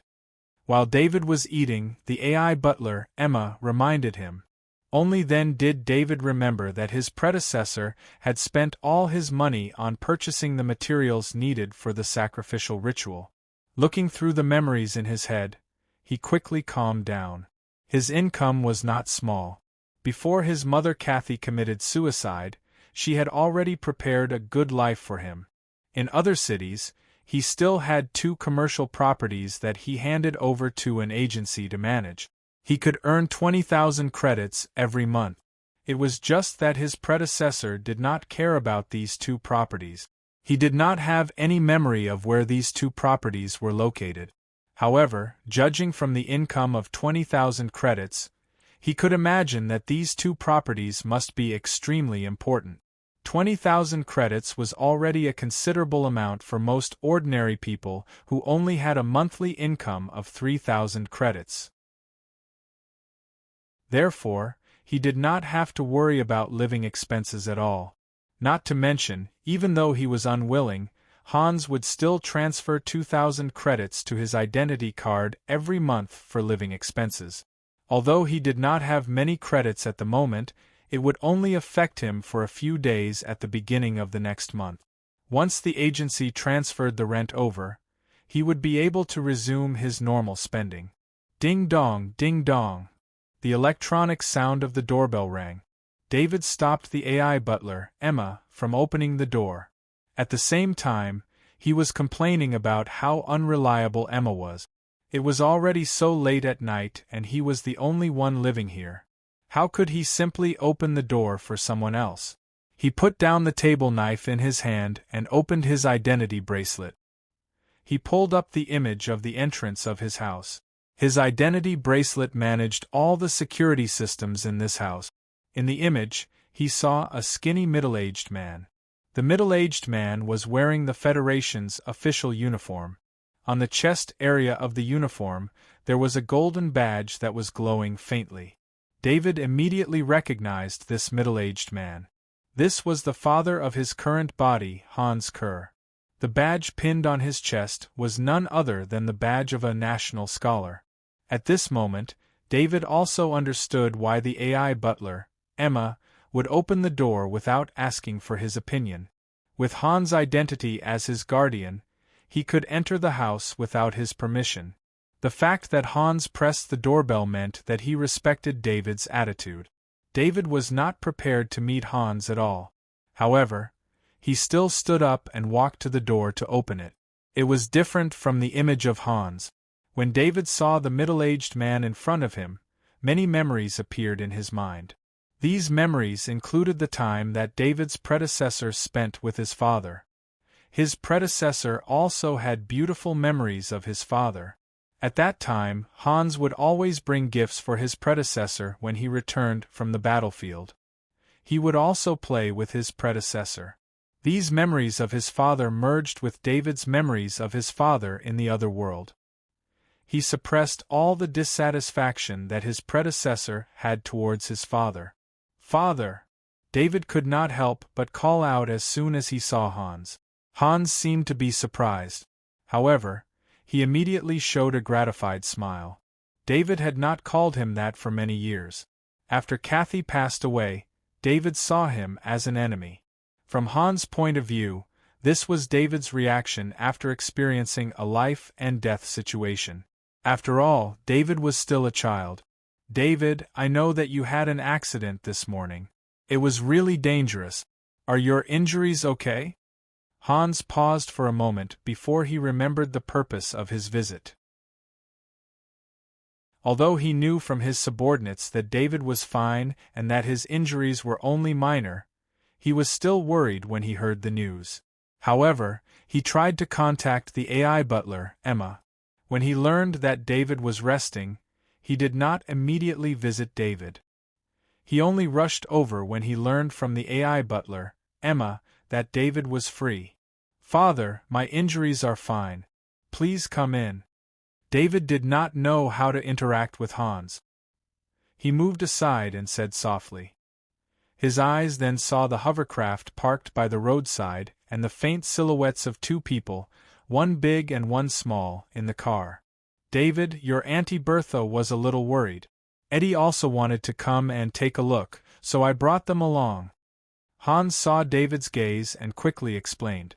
Bertha was David's stepmother. Eddie was Bertha and Hans's son, Eddie, who was 3 years old this year. "Father, let Auntie and brother come in." David was not unhappy. He received the memories of his predecessor, but his emotions were still his own. He had his own way of dealing with his family. His father, Hans, was not even 50 years old.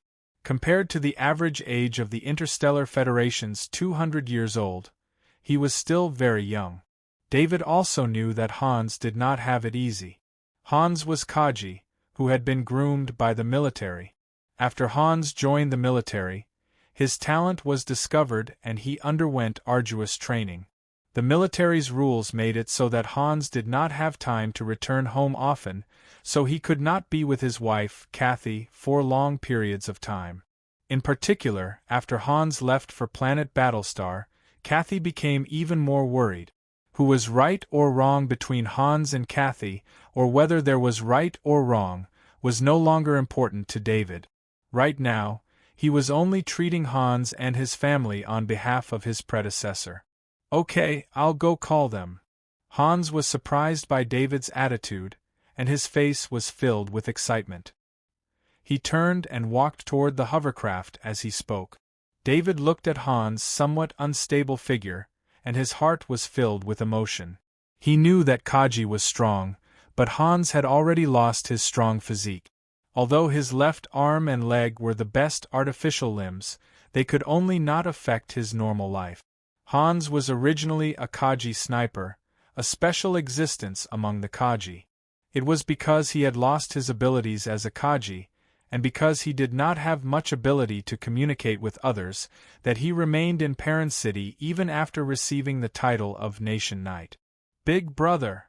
Little Eddie ran over to David with his short little legs, shouting as he ran. Although David's predecessor was very resistant to Aunt Bertha, he was very fond of his little brother, Eddie. From time to time, he would even buy some things to visit his little brother at kindergarten. From his memories, his little brother Eddie was probably the person that his predecessor wanted to be close to the most. When he was with little Eddie, his predecessor did not have any worries and completely opened his heart. "Eddie!" He smiled and opened his arms to carry little Eddie, and then greeted Bertha, who had followed behind him. "Hello, Auntie." Bertha was also shocked by David's attitude, but it was only for a moment before she immediately returned a smile. Chapter 11. Sitting on the sofa in the living room, David hugged Eddie and placed him on his lap. Hans and Bertha's faces were full of smiles. This family had never had such an atmosphere before. "David, this is a bottle of level 2 strengthening potion. Take it for the next 2 days and train hard. Do well in the college entrance exam," Hans said to David as he took out a small metal box from his pocket and placed it in front of David. David was taken aback. Don't look at the name strengthening potion. As long as it was a strengthening potion, it wouldn't be cheap. Strengthening potions could only be made by a professional company using special tools and experienced technicians. The main ingredient was the strengthened meat of the Zerg. Basically, no one would use the strengthened meat of larvae or level 1 Zerg to make strengthening potions. It was a huge waste. The level 2 strengthening potion in front of David was the cheapest type of strengthening potion. However, that was only true for all strengthening potions. The main ingredient of the level 2 strengthening potion was level 2 Zerg. As long as a level 2 Zerg appeared on the monolith star, it would bring about a huge disaster. Usually, many Kaji would have to work together and pay a huge price to kill a level 2 Zerg. In fact, when a level 2 Zerg appeared on the monolith star, they would directly send out battleships to attack them. The result was that, other than a small amount of materials, there was almost nothing to gain, let alone strengthened meat. Therefore, level 2 strengthening potions were rare on the monolith star. Even with Hans's identity as a nation knight, it was difficult to obtain. "Father, you should keep this level 2 strengthening potion for yourself. I will work hard to get into a good university." David declined. He did need the level 2 strengthening potion, but he knew that when Hans left this family, he left with nothing. Although Bertha's family was rich, Hans's character would not help them. Therefore, Hans did not have much money. If he took out this bottle of potion, he would probably have nothing left. "David, take it. My body is fine," Hans said with a smile as he waved his hand. Following his smile was a series of violent coughs. "Are you all right?" David asked worriedly. "It's nothing. It's just an old ailment. Keep the strengthening potion well. My body can't take level 2 strengthening potions." When Hans heard David's concern, the smile on his face didn't disappear. He stopped coughing and said. His eyes swept across the living room, revealing a look of nostalgia. After his relationship with David deteriorated, he rarely came here. "Please take care of your body. I'll accept this bottle of level 2 strengthening potion." Feeling his father's love, David no longer held back. It was just like how he had interacted with his father in his previous life. He also noticed his stepmother, Bertha. She was a beautiful woman with a good upbringing. She looked at him with care and love. After chatting for a while, little Eddie was a little sleepy. He dozed off in David's arms from time to time. "David, you also have to take care not to train too hard. We'll go back first." Hans stood up and said with a smile. "Father, Aunt Bertha, you can bring Eddie here often in the future," David said with a smile as he handed Eddie over to Bertha. After sending Hans and his family off, David looked at the metal box in his hand. He carefully opened the box. Under the protection of the foam material, a glass bottle was fixed in the middle of the box. He could feel a strong sense of fatherly love from this bottle of level 2 strengthening potion. He wasn't his predecessor. In this lonely world, this body only had these relatives. Was he going to be alone for the rest of his life? He didn't use the level 2 strengthening potion immediately. He was going to use the level 2 strengthening potion after raising his physical skills to a higher level. This way, he could absorb the essence better and improve his body even more. The next day, David didn't try to absorb the light ball of knowledge in the morning.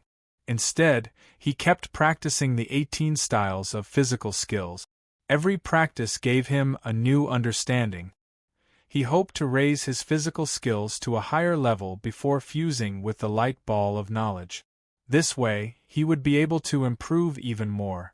Even though the improvement of his body after more than a day of training was not reflected on the data panel, David could feel his own improvement.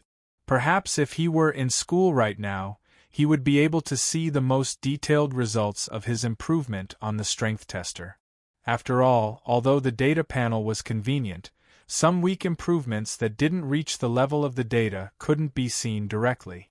David wanted to wait until nighttime to absorb the light ball of knowledge. He didn't want to waste any of the light balls in his hands. However, he didn't wait until nighttime. At 2:00 in the afternoon, his ID bracelet showed that he had a contact request. Looking at the name displayed on the ID bracelet, the name displayed was Officer Bob. After thinking for a while, he remembered that this was the police officer who was handling matters at the bookstore yesterday. "Hello, Officer Bob." He connected the ID bracelet and chose to video call. Then, He looked at Officer Bob, who appeared on the ID bracelet, and greeted him. The ID bracelet's communication methods were voice calls and video calls. Generally speaking, a close friend or official contact, or if the other party requested a video call and the recipient agreed, the video call would be chosen. Officer Bob had requested a video call. This showed that it was very formal. At the same time, this conversation would also be recorded by the police system. David, if you have time, please make a trip to the police station. There's compensation for the injuries you suffered this time. You need to sign to receive it, Officer Bob said with a smile. Officer Bob, the compensation is here so soon? David asked, a little surprised. When he heard Officer Bob say this, he had a thought that Officer Bob was trying to trick him to go out and harm him. However, when he heard Officer Bob say that he was going to the police station, he knew that it was impossible. After the tragedy yesterday, panic had broken out in Parent City. In the news this morning, more than 10 interceptor drones were seen patrolling the sky above Parent City. At least until the tense atmosphere was over, Parent City was the safest place. No one dared to cause trouble on the streets under such circumstances. David, the pilot who drove the shuttle into the crowd, is a wanted criminal. The bounty of this wanted criminal will be paid to all the victims as compensation, Officer Bob explained with a smile. If it were someone else, he wouldn't pay too much attention to it. However, after he checked David's background, he paid special attention to David. Although the deputy director of the legal department of Parent City was not a real deputy director, he was not someone he could offend. Thank you, I'll go now. David agreed and turned off the ID bracelet. Although the danger outside was very small, he still decided to go by car this time. At least it was much safer and faster in the car. He entered the garage from the side door next to the living room. Although he remembered that there was a car in his house, this was the first time he saw it with his own eyes. This was a car that was more than 30 years old. From the outside, it was impossible to tell that it was more than 30 years old. This was related to the use of the car in the urban environment. However, the most important thing was that the metal used in this car was the shell of a level 1 Zerg. This car was called Gladstone Model 3. It was an old model of the Gladstone brand, but the Gladstone brand was the best brand on the Monolith Star. When David's mother bought it, she spent a lot of money to buy it secondhand. The reason why she bought such a Gladstone Model 3 was because of David's mother's extreme insecurity. It was also because of this extreme insecurity that David's mother separated from his father, Hans. In fact, if it was a brand new Gladstone model, David's mother would not be able to buy such a car even if she was 10 times richer. In the memory of his predecessor, he was very dissatisfied with Gladstone Model 3 because this style had long been out of fashion. However, at this time, David was extremely satisfied because of the safety of the Gladstone Model 3. The safety of Gladstone Model 3 was unquestionable, no matter which generation it was. Although the shell of a level 1 Zerg was not as sharp as its teeth and claws, it was harder than most metals in terms of hardness. Sitting in a car made of this material, unless it was Kaji or using heavy weapons, it would be difficult to hurt the driver. P.S. Melonseed's new book needs the support of a recommendation ticket. Thank you.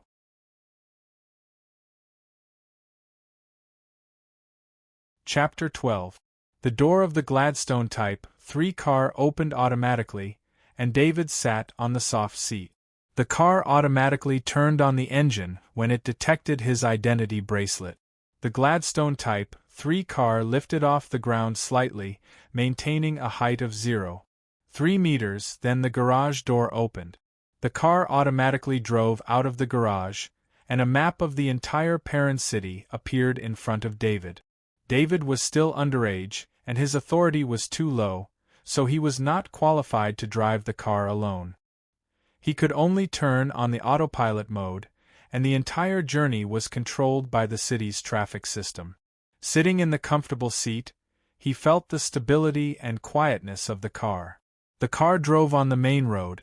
The traffic in Perrin City, or the entire Monolith Star, or even the entire Interstellar Federation, had to be mentioned.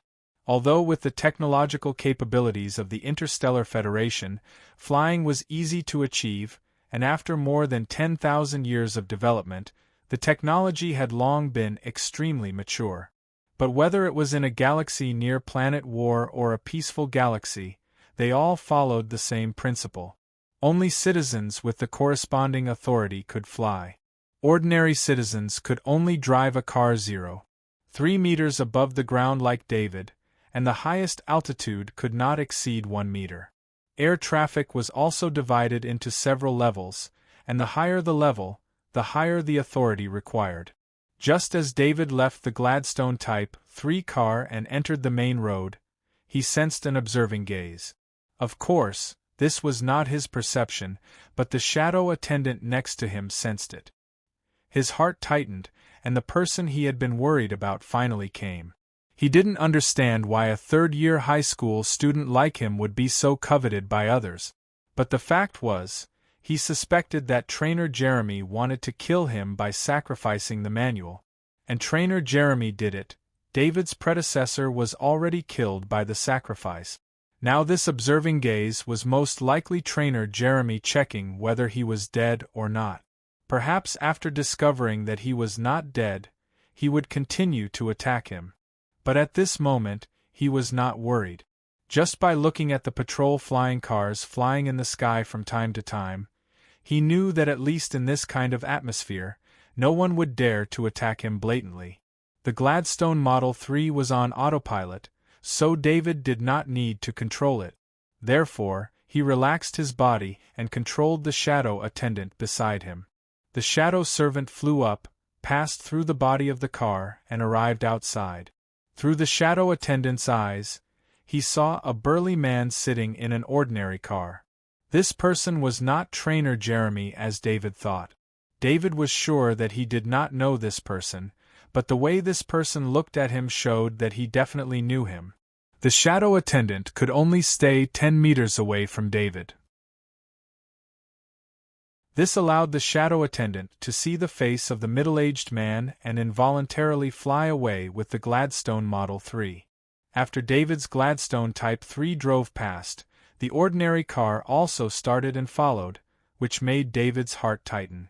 Just when David was nervous, he found that the other party just kept a distance and didn't have the intention to catch up, so he was relieved. After finding that the middle-aged man following behind was not dangerous, David didn't pay attention to the stalker anymore. He felt the speed of the Gladstone Model 3, and it quickly stabilized at 70 kilometers per hour. Of course, this is not the full speed of the Gladstone Model 3. In fact, the Gladstone Model 3 can reach a speed of 500 kilometers per hour at full speed, but it is not used at all in the city, and David does not have such high-speed authority. The power base that allows the Gladstone Model 3 to have such speed is also related to the Krypton crystal mine, but although the Gladstone Model 3 is very good, it can't afford to use Krypton crystal as a power source. The Interstellar Federation's research on Krypton crystal has lasted for 20,000 years. During this period, other forms of energy have appeared. However, the convenience of Krypton crystal and the large stock in the entire universe allowed Krypton crystal to successfully suppress all other forms of energy. One of the biggest reasons is that after Krypton crystal uses up its energy, the remaining Krypton crystal can directly absorb the light energy of stars and store it in a conversion device. Although the energy stored in the Krypton crystal is far less than the energy stored in the original Krypton crystal, it is far more convenient, safe, and economical than other forms of energy. What surprised David the most is that there is no nuclear energy in this world. Perhaps it is because of the existence of Krypton crystal that the scientists in this world are not so desperate for energy, or the scientific and technological direction of this world is the most correct. Of course, this does not mean that there are no powerful weapons comparable to nuclear weapons in this world.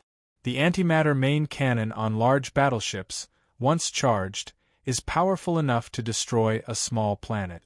The energy block of this Gladstone Model 3, like David, does not need to be replaced for a year in the city. David's mind was filled with some wild thoughts. He sighed at the technological development of this world, and he couldn't help but think of the horror of the Zerg that has been fighting for thousands of years. One must know that the Zerg are fighting alone against the Interstellar Federation and the great world of God. Their strength can be imagined. Of course, while he was thinking, the shadow attendant sitting in the back of the car was also paying attention to the car behind them. The car always kept a distance from his car, as if it did not want to be discovered by him. At this moment, the Gladstone Model 3 stopped, and David also saw the gate of the police station. He got out of the car, and the Gladstone Model 3 automatically drove to the parking lot.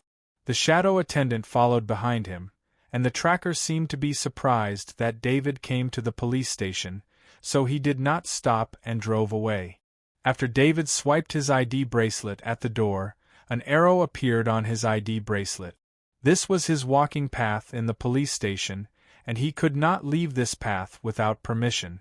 Although this function ensured order, it made him very unhappy. Of course, it is not impossible to change this.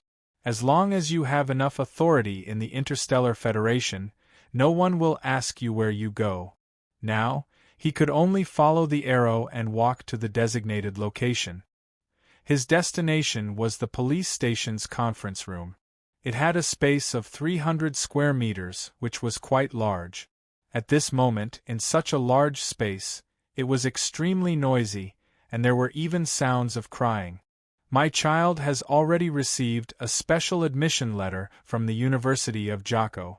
You can just say that it was an accident and explain it away. That's a wanted criminal. I've already asked around. There were 4 interceptor drones chasing after him, which led to this tragedy, an angry middle-aged man yelled.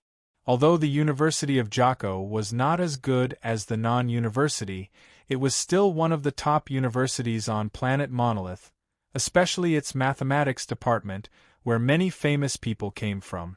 To be able to receive a special admission letter from the University of Jocko, this meant that the child was very outstanding, so it was no wonder that the middle-aged man was so angry. The middle-aged man's words also stirred up the emotions of the people around him. Since this morning, the victims' families had come here to ask for the truth and punish the culprit. My child has the potential to become Kaji. Who ordered the interceptor drones to attack? I demand a thorough investigation. Another angry man pointed at the police in front of him and questioned loudly. The man's questioning made the crowd even more agitated, and the scene began to become chaotic. At this moment, David's heart skipped a beat. He thought of the mathematics, 99% beginner, red light ball. Could it be that he got it from the middle-aged man's child? As for the man who said that his child had the potential to become Kaji, it was very likely that he was the owner of the physical skills, 70% beginner, red light ball, or the heavy axe mastery, 33% beginner, red light ball. He looked at the 2 men apologetically. At the same time, he felt a sense of guilt towards everyone here. He felt like he was a thief, stealing the belongings of these people who had already lost their loved ones.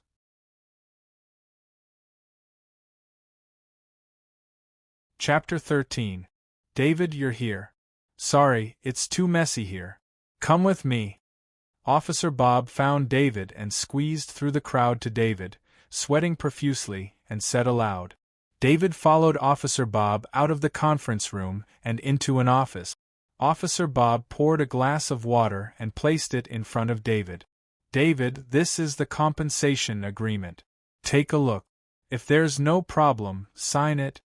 Officer Bob seemed to be very busy. He took out the prepared documents from the cabinet and handed them to David, then said. David took the compensation agreement. It was a standard compensation agreement. It only briefly described the situation, but the compensation was not small. It was 100,000 credits. Officer Bob, is this 100,000 credits from the bounty of that wanted criminal? David was also surprised by the amount of compensation and asked doubtfully. There were a lot of people who died at that time. If he, who was slightly injured, could get 100,000 credits as compensation, then how big would the bounty be? David, your father, Deputy Director Hans, is also in the judicial system. I won't hide it from you. This wanted criminal named Abbott killed a member of the Dirk Financial Group. The Dirk Financial Group put a huge bounty on Abbott's head. This time, they used this bounty to compensate the victims. Officer Bob looked around, then explained softly. If he didn't want to have a good relationship with David, he wouldn't have told this kind of news to David. Officer Bob, can I see the information about Abbott? David also wanted to know if Abbott's wanted criminal was Kaji, who has a sniping talent. He also saw that Officer Bob valued him, or his father, very much, so he tried to ask. This is a small matter. Officer Bob was direct. He activated his identity bracelet as he spoke, then sent a document to David. Officer Bob, thank you. David didn't immediately look at the information. He smiled and thanked Officer Bob, then he signed the compensation agreement. 100,000 credits was quite a lot. Recently, Shifeng had been extremely poor. With 100,000 credits, he could buy more strength and meat. Officer Bob, I'll leave you to it. After handing the compensation agreement to Officer Bob, David saw that Officer Bob was very busy, so he said goodbye. When he left, David could still hear cries and angry screams. He could only express sympathy. Standing in the police station, David hesitated and didn't leave immediately. Instead, he looked around. At this time, there was a large number of victims' family members in the police station. There was only a policewoman in the reception area. The policewoman didn't pay attention to him but kept looking in the direction of the conference room. David controlled the shadow attendant through the gate of the police station. He saw the car following him through the shadow attendant's eyes. It seemed that the stalker didn't leave but was waiting for him. Milo drove the car and made a turn on the road unhurriedly. Then, he returned to the entrance of the police station and found a place to stop. He was thinking about how to report to his boss. Because of his carelessness, he didn't see David leave the house yesterday morning. In fact, he couldn't be blamed. David's daily routine had always been very regular. During the holidays, he never went out in the morning, so he didn't know that David appeared at the scene of the big case yesterday morning.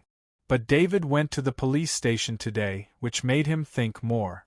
At this time, his identity bracelet rang. He glanced at the contact and quickly answered the call. "Hello, boss," Milo said respectfully. "Milo, how's the situation?" the person on the other side asked directly.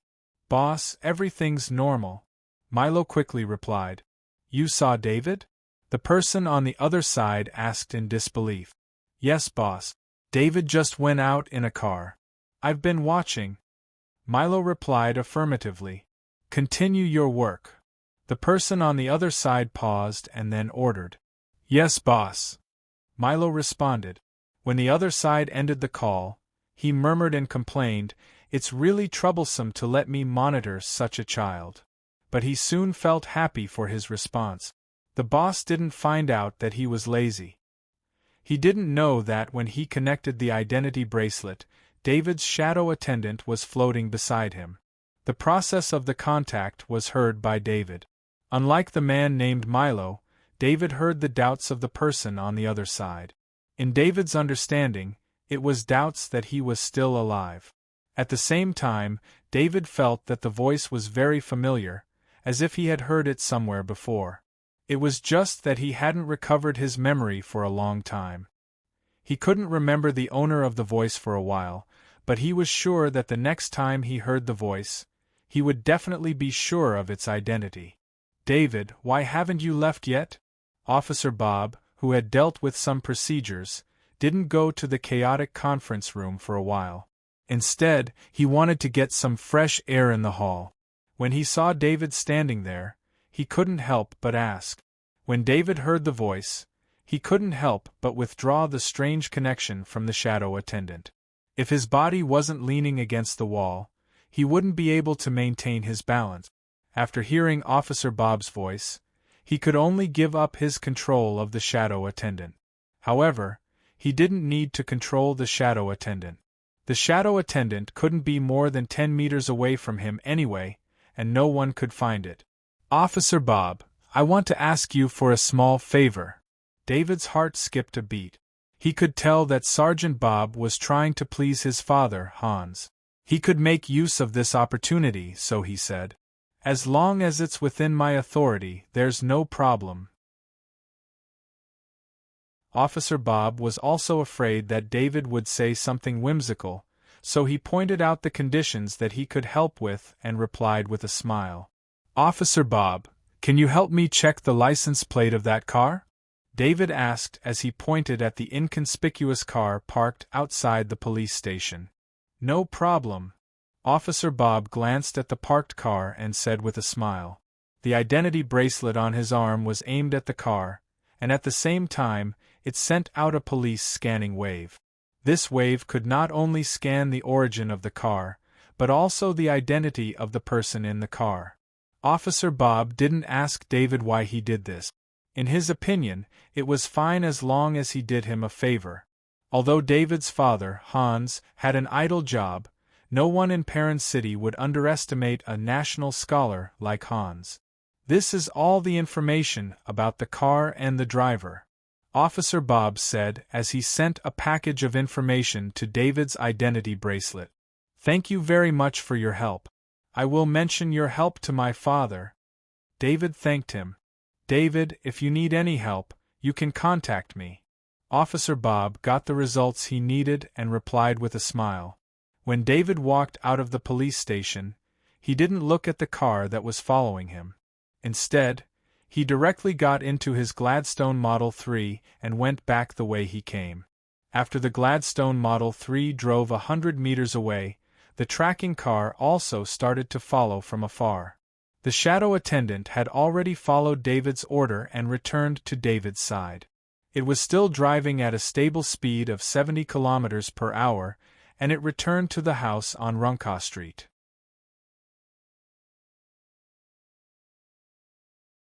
Chapter 14. When he got home, the first thing David did was to check the information of the tracking vehicle. After opening the information sent by Officer Bob, David couldn't help but thank Officer Bob in his heart. This Officer Bob was really good at his job. The information displayed on David's ID bracelet included the owner of the vehicle, the year of production, the purchase record, and even the violation and repair records of the vehicle for the past 2 years. There was also the information of the person who drove the car today, including photo, name, address, work information, and so on. Although most of the information wasn't helpful to him, such information was definitely against the rules. David wasn't in the police system, and his social authority was still underage, which was equivalent to nothing. This kind of private information could never be disclosed to non-public servants.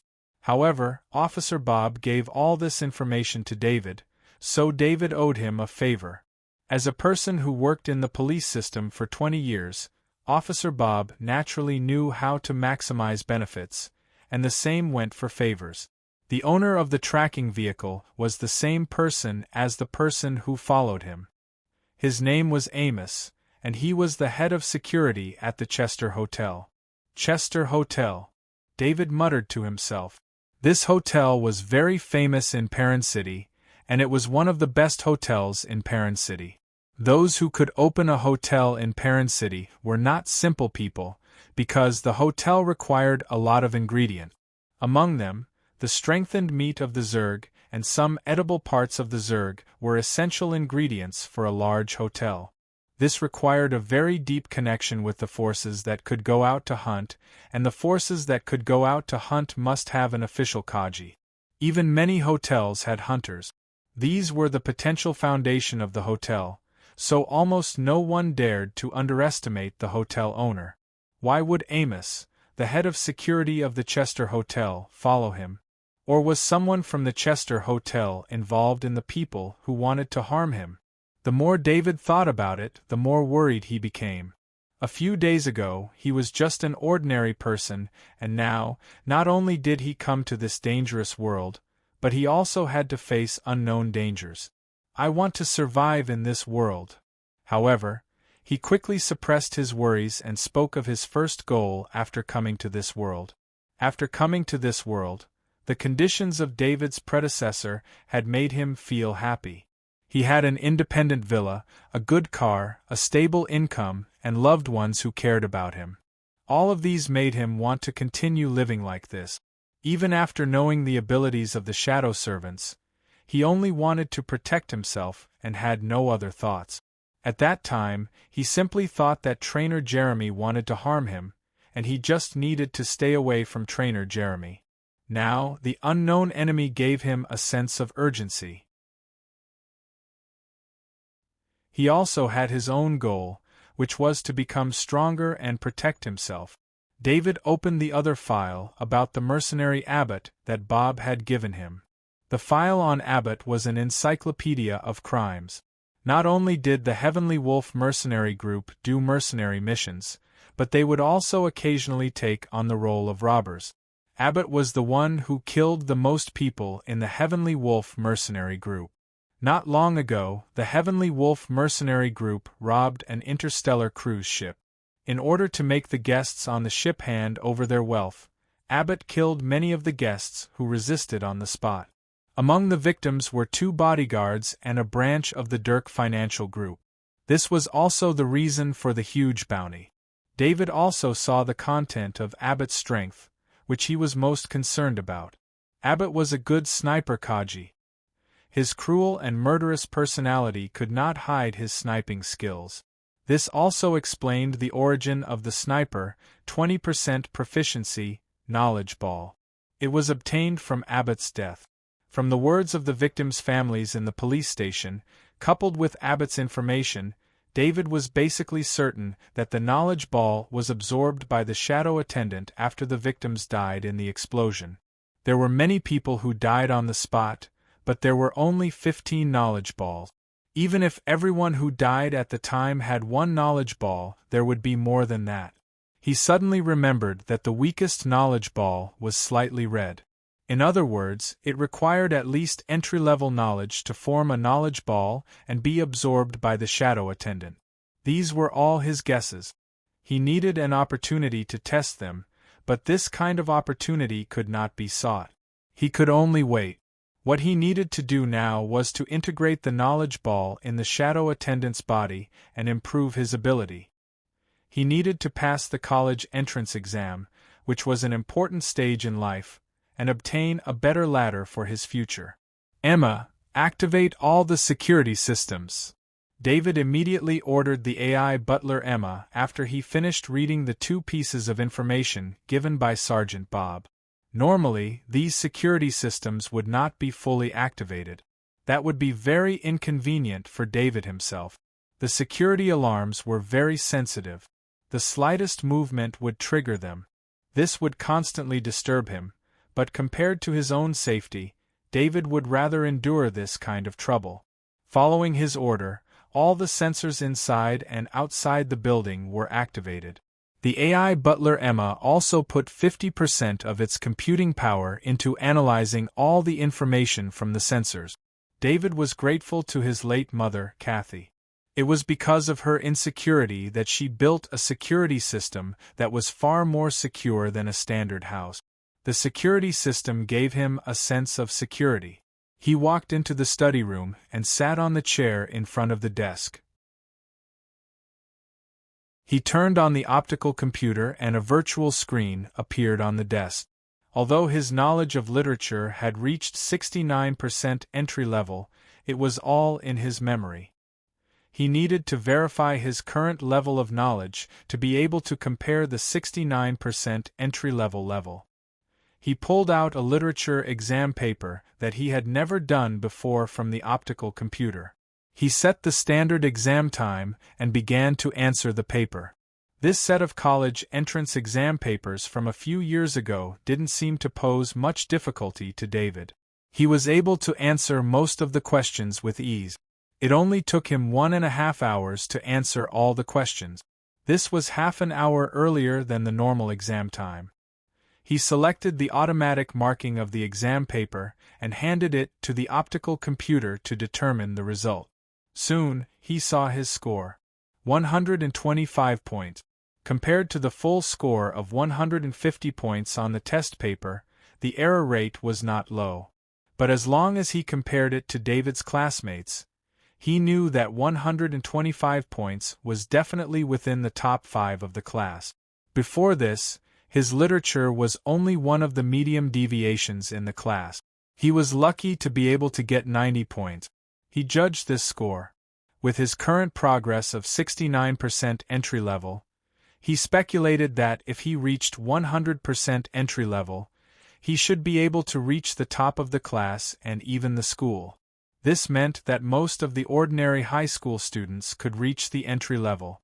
Once he reached the proficiency level, he would definitely be at the level of a genius. According to the knowledge of the shadow attendant, his literature and mathematics subjects could reach the proficiency level without a problem. His comprehensive subjects could only reach the entry-level level at most. He just did not know if this level of knowledge was enough to get into an university. Compared to this knowledge, David paid more attention to physical skills, heavy axe mastery, and sniping.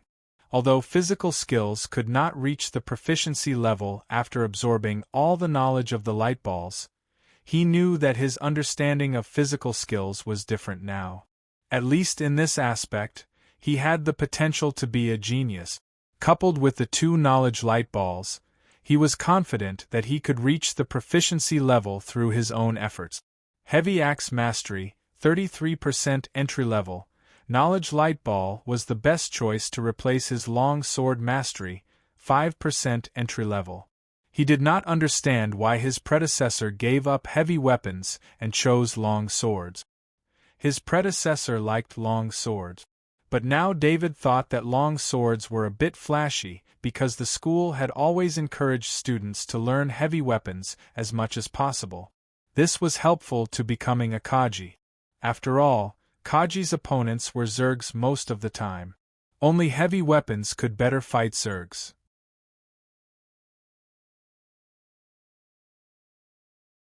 Chapter 15. What? Abbott died on planet Monolith?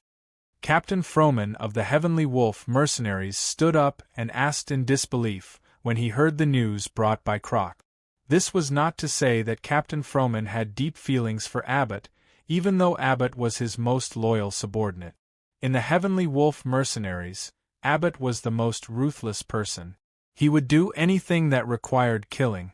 This caused Abbott to be on the wanted list and indirectly caused the other members of the Heavenly Wolf mercenaries to be on the wanted list as well. After all, it was normal for mercenaries to commit robbery. Most of the time, the wanted list would only target the most vicious and infamous mercenaries. Therefore, even though the Heavenly Wolf mercenaries had a terrible reputation, the only one who was truly wanted for serious crimes was Abbott. This also left Abbott with no other choice but to join the Heavenly Wolf mercenaries. It also made him Captain Froman's most trusted member. It was not easy to find a mercenary who could take the bullet. Most of the time, Abbott's name was enough to deter many people who wanted to resist. In addition, Abbott had some important authority in the Heavenly Wolf mercenaries. The most important thing was that Abbott had the mercenaries' channels to sell their stolen goods. This was also a manifestation of Captain Froman's trust in Abbott. When Abbott left this time, he had brought some of the most valuable stolen goods he had obtained from the recent robberies to sell. After selling those stolen goods, Abbott did not return to the mercenary group directly. Instead, he went to planet Monolith to relax. He did not expect such a remote planet to cause Abbott's downfall. "Captain, this is the information I bought." The expressionless Croc sent a piece of information to Captain Froman's identity bracelet. "Are you sure the police didn't find the T3 at the scene?" Captain Froman looked at the information and quickly realized something. Yes, I've already confirmed it. Croc nodded and said with certainty. The T3 wouldn't have been destroyed by such an impact and explosion. It looks like someone took it away. Captain Froman's expression looked better as he said in a deep voice. As his most loyal subordinate, he naturally knew the location of Abbott's belongings. Due to Abbott's own reasons, all of his wealth was stored in an anonymous manner. As for the proceeds from selling stolen goods, in order not to be discovered by the Interstellar Federation, they were also accounted for in an anonymous manner. These riches were all stored in anonymous accounts. Only the corresponding AI chip could open these anonymous accounts and manage the riches within. As the sniper Kaji, Abbott had placed the chip inside the T3 sniper support device. Other than him who had studied the T3 sniper support device, very few people could open it, let alone discover the chip inside. If the police had already found the T3 sniper assistance device, then the chances of finding the T3 sniper assistance device were not high. After all, no matter how arrogant the Heavenly Wolf mercenary group was, they would not dare to attack a government department. However, since the T3 sniper support device was not in the hands of the police, the situation was different. Looks like we'll have to make a trip to planet Monolith, Captain Froman said in a deep voice as he slammed his hand on the table. 4 days later, it was already 9 o'clock in the evening. David had just fused the last 2 light balls of comprehensive knowledge. His attribute panel now showed: name, David Kerpower, 252-1 dexterity, 171 physique, 211 spirit, 281 literature, 3% proficient, mathematics, 5% proficient, comprehensive, 51% beginner, physical skills, 35% beginner, longsword mastery, 5% beginner. Literature and mathematics had both reached proficiency. Physical skills had only improved by leaps and bounds in the first 2 days. It had risen to 35% beginner, but it had obviously slowed down in the last 2 days. In David's opinion, this should be the foundation that his predecessor had practiced for so many years. Under the effect of his stronger spirit, it had been completely stimulated, resulting in the rapid improvement. If he wanted to improve in the future, he would need a long time of practice to achieve it. David felt that his understanding of the 18 styles of physical skills had not disappeared. It was just that the understanding was too little each time, so it could not explode like before.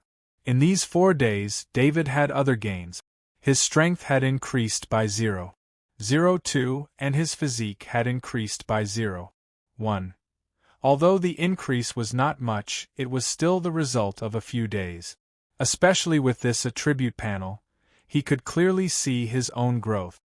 He believed that after fusing with the balls of physical skills knowledge, the improved physical skills would increase his strength even faster. Originally, David had wanted to wait a little longer and use his own practice to raise his physical skills to a higher level before fusing with the 2 balls of knowledge. However, the unknown danger forced him to increase his strength quickly. Even if he knew that fusing with the 2 balls of knowledge was not the best time, he could not wait any longer. These few days of fusing with the balls of knowledge had also confirmed his previous thoughts. Although he did not dare to waste more balls of knowledge on experiments, he was sure that fusing with 2 balls of knowledge a day would not cause any problems. Because of the compensation of 100,000 credits from the explosion last time, David's financial situation had improved. The AI butler, Emma, had ordered 3 months' worth of strengthened meat. At this moment, David was sitting in the underground fitness room. In front of him were 10 portions of strengthened meat. This was his preparation for fusing with the balls of knowledge. Recently, after practicing the 18 styles of physical skills, he would feel a strong sense of hunger. His body's needs were far greater than before. This was all within David's expectations. When the school teachers taught the 18 styles of physical skills, they explained that as one's mastery of physical skills increased, the energy required would also increase. This was also the reason why many students from poor families were unable to improve their physical skills. Although the 18 styles of physical skills were already very safe, the energy required was still a huge burden to the average family. David's physical skills had increased from 10% to 35% in a short period of time. The change in energy requirements was even more obvious. He consumed 3 times as much energy as before. Fortunately, with the compensation from the police station, it was able to support his recent increase in the 18 styles of physical skills. Shadow Attendant, transfer the ball of knowledge of physical skills, 70% beginner level, into my body. David placed his hand on the Shadow Attendant's shoulder and ordered. This time, it was different from the previous balls of knowledge. He didn't dare to be distracted. He wanted to be in the best condition to fuse with the balls of knowledge. For this reason, he didn't control the Shadow Attendant. Instead, he ordered the Shadow Attendant to complete the task. The ball of knowledge of physical skills, 70% beginner level, was like a red fireball. It flowed through David's arm and into his body. After that, he didn't even have time to look at his status panel. He entered the learning illusion brought by the ball of knowledge. Unlike the previous balls of knowledge, the ball of knowledge of physical skills, 70% beginner level, brought him into a body that was slowly performing the 18 styles of physical skills. There was no teaching process.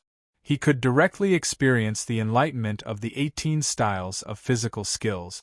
He didn't notice the changes in his muscles before. As the body in the illusion slowly comprehended the changes, the physical skills attribute on the status panel that he didn't notice was also rapidly increasing. Starting from 35%, 40%, 50%, 60%, all the way to 99% before stopping. Although David only comprehended 70% beginner level of the 18 styles of physical skills in the illusion, when he woke up, his whole body was already drenched in sweat. Every muscle was involuntarily trembling. He took a few deep breaths before looking at the status panel in front of him. When he saw the body of knowledge of physical skills, 99% beginner level, he didn't even care about his body's fatigue. He jumped up, wanting to try out the 18 styles of physical skills, 99% beginner level. However, just as he was about to perform the first style, his body swayed. With his current condition, he couldn't complete the high requirements of the 18 styles of physical skills. Shaking his head, David sat back down on the ground. He opened the food box in front of him and put a piece of strengthened meat into his mouth. As he ate the strengthened meat, he thought about the second ball of knowledge that he was going to fuse. It seemed that reaching the proficient level of physical skills wouldn't be a big problem. After half an hour of rest, he once again ordered the Shadow Attendant to transfer the ball of knowledge of physical skills, 20% beginner level, into his body. David entered the same process. He was comprehending the 18 styles of physical skills in another body. However, from the beginning to the end of the 18 styles of physical skills, he didn't feel any new enlightenment. At most, he just strengthened some of the previous enlightenment. After he woke up, he immediately looked at the status panel in front of him. As expected, his physical skills were still at 99% beginner level. It didn't increase because of the fusion of the ball of knowledge of physical skills, 20% beginner level.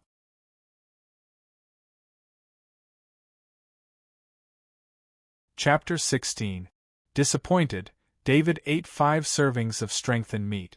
That day, he was unable to complete the 18 styles of body arts training. Although his brain had grasped 99% of the 18 styles of body arts training, his body would always react incorrectly to one of the styles in the middle of the training, causing him to fail. The practice of the 18 styles of body arts was a complete process. As long as one of the movements was not in place, the practice would fail. Therefore, even though David's body arts had reached 99% of the beginner level, he was still unable to increase his attributes in a short period of time, let alone use the 18 styles of body arts to better absorb the level 2 strengthening potion. The next morning, David woke up early and did not even eat breakfast. Instead, he went straight to the underground gym and practiced the 18 styles of body arts. Last night, he had practiced the 18 styles of body arts to the 6th style. Today, he wanted to see the results of his practice. From the first move all the way to the 6th move, his body and brain cooperated perfectly without any mistake. However, at the beginning of the 7th style, due to his muscles not being used to the movement, his movements were a beat slower, causing him to fail again. However, this gave David hope. As he ate the strengthened meat to recover his stamina, he thought about his failure. As long as he summarized the reasons for his failure and practiced more, then the theory in his brain and his body would work together perfectly. As long as he was given a few days, he was confident that he could truly grasp 99% of the beginner level of body arts. After absorbing the body arts ball of knowledge, he also knew that the body arts ball of knowledge was not like the body arts ball of knowledge that could be absorbed and used. Just as he was recovering his stamina, his bracelet received a video call request. With a thought, the shadow attendant in front of him turned into nothingness. "Father!" David opened the video call and greeted his father, Hans. "David, take care of your body." Hans looked at David, who was sweating profusely, and said with concern, "I will take care." David felt his father's care and replied with a smile, "David, there's a government New Year's Eve party on the night of the 31st. I hope you can attend it." Hans told him the reason for the contact, his voice full of expectation. For a long time, his relationship with David hadn't been harmonious. Now that their relationship had finally improved, he couldn't wait to introduce some connections to David. David was almost an adult. In most political families, children as old as David were already involved in these activities. The government reception this time was also the biggest event in Perrin City. Mayor Perrin City and senior officials from various departments would be present. At the same time, it was also the best occasion for the younger generation to make connections. Especially at the banquet, the ladies of Perrin City would also attend. For Hans, who had always been concerned about his son's love life, this was more important than introducing political connections. "Father, I will attend." David thought about it and did not refuse. He thought that this kind of party would not be dangerous. "That's great. I'll pick you up then. Remember to wear a suit." Hans was obviously in a good mood as he reminded him with a smile. David turned off the video call with a smile on his face. The unfamiliar world of family brought him some warmth. He also immersed himself in the identity of David Kerr through constant contact. "From today onwards, I'm David Kerr." After saying this, David felt that he had completely integrated into this world. He was in a good mood and quickly immersed himself in practicing the 18 forms of the physical skills. He didn't know if it was because of his good mood, but he passed the 7th form perfectly. Just as he was about to practice the 8th form, the light at the top of the underground fitness room suddenly flickered. "Emma, what's wrong?"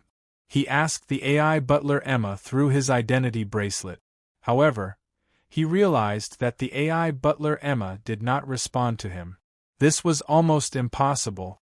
When David was using the underground fitness room, the AI butler Emma would not disturb him. David's predecessor did not want to leave any evidence behind during the sacrifice. There were no surveillance devices here, so he could only contact the AI butler Emma through his identity bracelet. Even so, the situation of the AI butler Emma not responding should not have happened. A creepy feeling rose in his heart. The previous stalking, the non-accidental death of his predecessor, and the sudden disappearance of the AI butler Emma all indicated that something had happened. He immediately used his identity bracelet to contact Sergeant Bob. The reason why he did not contact his father Hans was because he did not want anything to happen to Hans. After all, Hans had always been in poor health, unable to connect to the Skynet. Please check if you are in the Skynet environment. The notification from his identity bracelet confirmed David's suspicions that something had happened. Edna, did you break through the security system? Captain Froman asked the female mercenary, Edna, who was using the electronic hacking device beside him. This time, the Heavenly Wolf mercenary group was led by Captain Froman. He brought 4 experienced mercenaries with clean identities into the Monolith Star and arrived at Perrin City. Captain Froman was willing to make the trip personally as it involved assets worth more than 3 million credit. Most importantly, the mission was not dangerous at all. After arriving at Perrin City, everything went smoothly. Captain Froman was very surprised. The Model T3 Sniper auxiliary sniper device possessed by the dead Abbott had a highly concealed signal positioning system. This was how much Abbott valued the Model T3 Sniper auxiliary sniper device. If it was lost, it could be retrieved. This T3 sniper support device would send out a short positioning signal to the outside world every hour. Captain Froman used this positioning signal to find the current location of the T3 sniper support device. During the day, he had already determined the location. He had only waited until nightfall to take action. Captain, although the security system of this building is more advanced than ordinary houses, the person who installed this system is obviously a novice. My hacking device can break through the security of civilian spaceship. It's a piece of cake to deal with this security system. Edna's slender fingers moved quickly on the hacking device as she replied without raising her head. The message shield can only be turned on for 10 minutes at most. Otherwise, it's very likely to be discovered by Perrin City's security system. Hurry up. Captain Froman glanced at the working message shield and urged Edna. It would be easier to escape if the robbery failed in space. However, if they were discovered in the city, it would be very troublesome. Of course, the 5 of them understood that no matter how secure such a house was, it was just a piece of cake to them. The 5 of them did not even bring their exoskeleton armor. They only brought some self-defense weapons. They did not bring their exoskeleton armor because such a small mission did not require it. On the other hand, all the city surveillance would lock onto them immediately if they were to move around in the city with the exoskeleton armor. In that case, they would not be dealing with a house but the entire Perrin City. It's done. Edna flicked her finger at the last moment and turned her head with a smile. Croc, bring Ed and Fisher in. Edna and I will support you from the outside. Be quick. Captain Froman turned his head and gave his orders. Yes. The mercenaries responded. Croc held a light level 1 armor-piercing axe and brought 2 mercenaries to the door. At that moment, the house's security system was completely shut down. Even the AI butler Emma was forcefully shut down. The entire house was completely defenseless. If it were a normal person, David's house would be difficult to break through even if there was no security system. However, the light level 1 armor-piercing axe in Croc's hand was a real weapon that could break through a level 1 Zerg's shell. A weapon of such material could easily break through the house's steel alloy door. The light level 1 armor-piercing axe was like a hot knife cutting through butter. It cut through the steel alloy door silently and directly cut through the steel alloy door's door lock system. After that, Croc pushed lightly with his hand and the steel alloy door that was incomparably secure was broken just like that. He used sign language to ask Ed to go to the second floor. He and Fisher split up on the left and right so that they could search the entire building faster.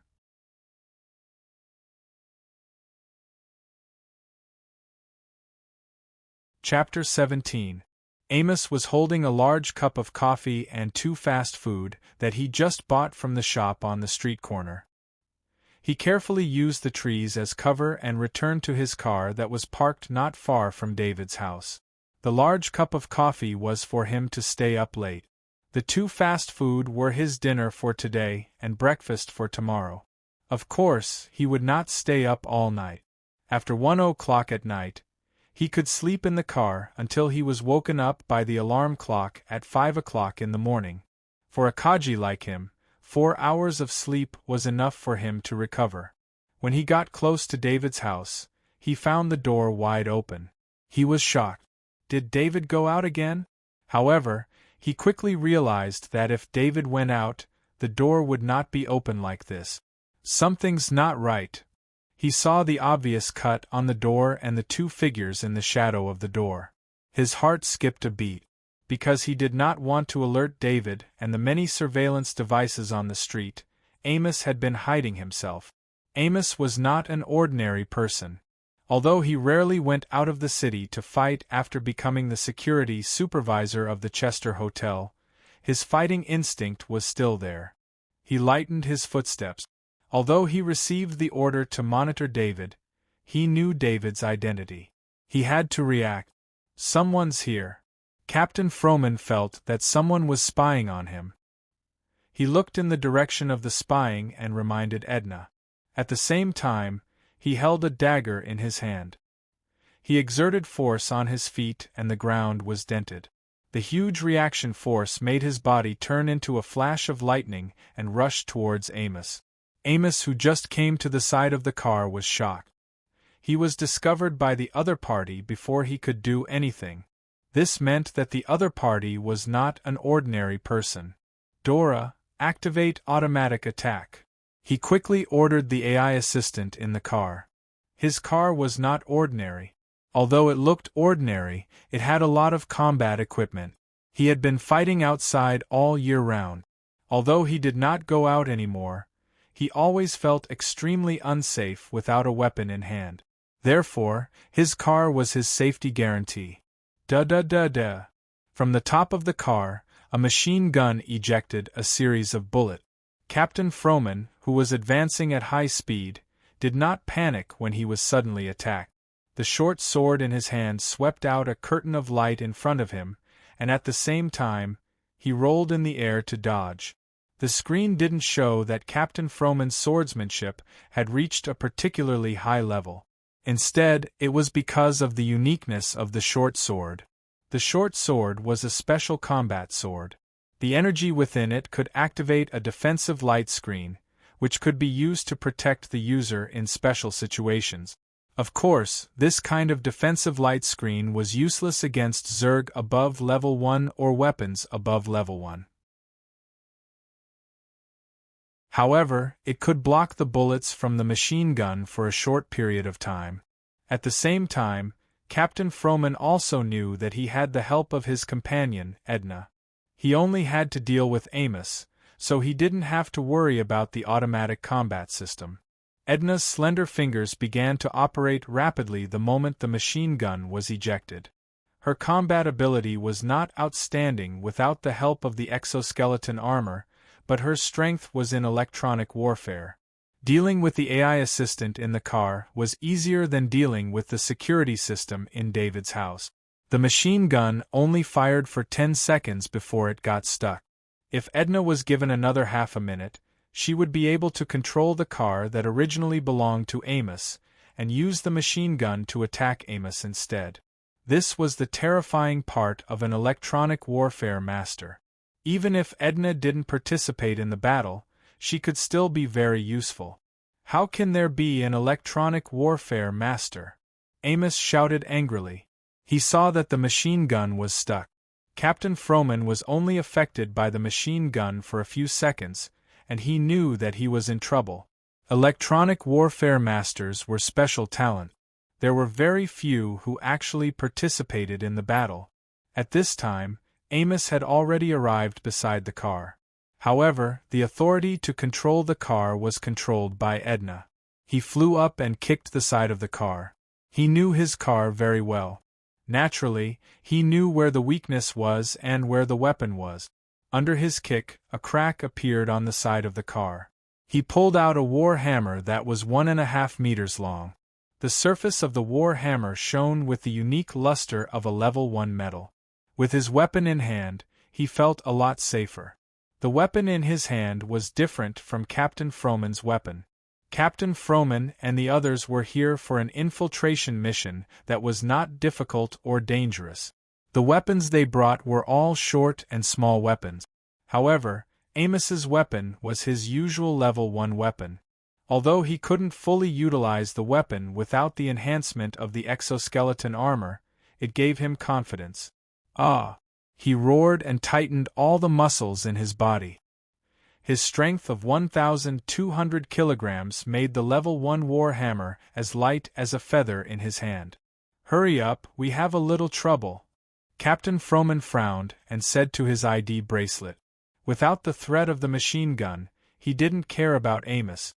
However, the sound of the machine gun was too obvious in this quiet night. Coupled with Amos's roar, he believed that the police would come soon. Aphis was infuriated when he saw that Captain Frohman didn't seem to care about him at all. Even though he had to lower himself to keep an eye on the children, that was because the big boss valued him. His status in the Chester Hotel was also extremely high. Coupled with the advantage of his weapon, he was very confident. He and Captain Frohman looked at each other and charged towards each other at almost the same time. Boom! Amos couldn't help but retreat after the collision of the weapons. He took 5 steps back before he could stabilize his body. On the other hand, Captain Frohman's body only swayed slightly. However, Captain Frohman also looked at his own short sword with some regret. This special technology weapon had suffered heavy damage after colliding with a level 1 weapon. He estimated that it would shatter after another collision. Amos's eyes twitched. He didn't hesitate and turned to run. The collision just now made him lose the courage to fight. The enemy in front of him wasn't an ordinary Kaji like him, but an extremely powerful senior Kaji. When facing an opponent that he couldn't handle, running away wasn't shameful. Want to run? It's too late. Captain Frohman sneered. He exerted force on his feet again and approached Amos faster than Amos. At the same time, the machine gun on the car was controlled by Edna and automatically fired at Amos. When Amos heard the sound of the machine gun, he knew that running away was the fastest option.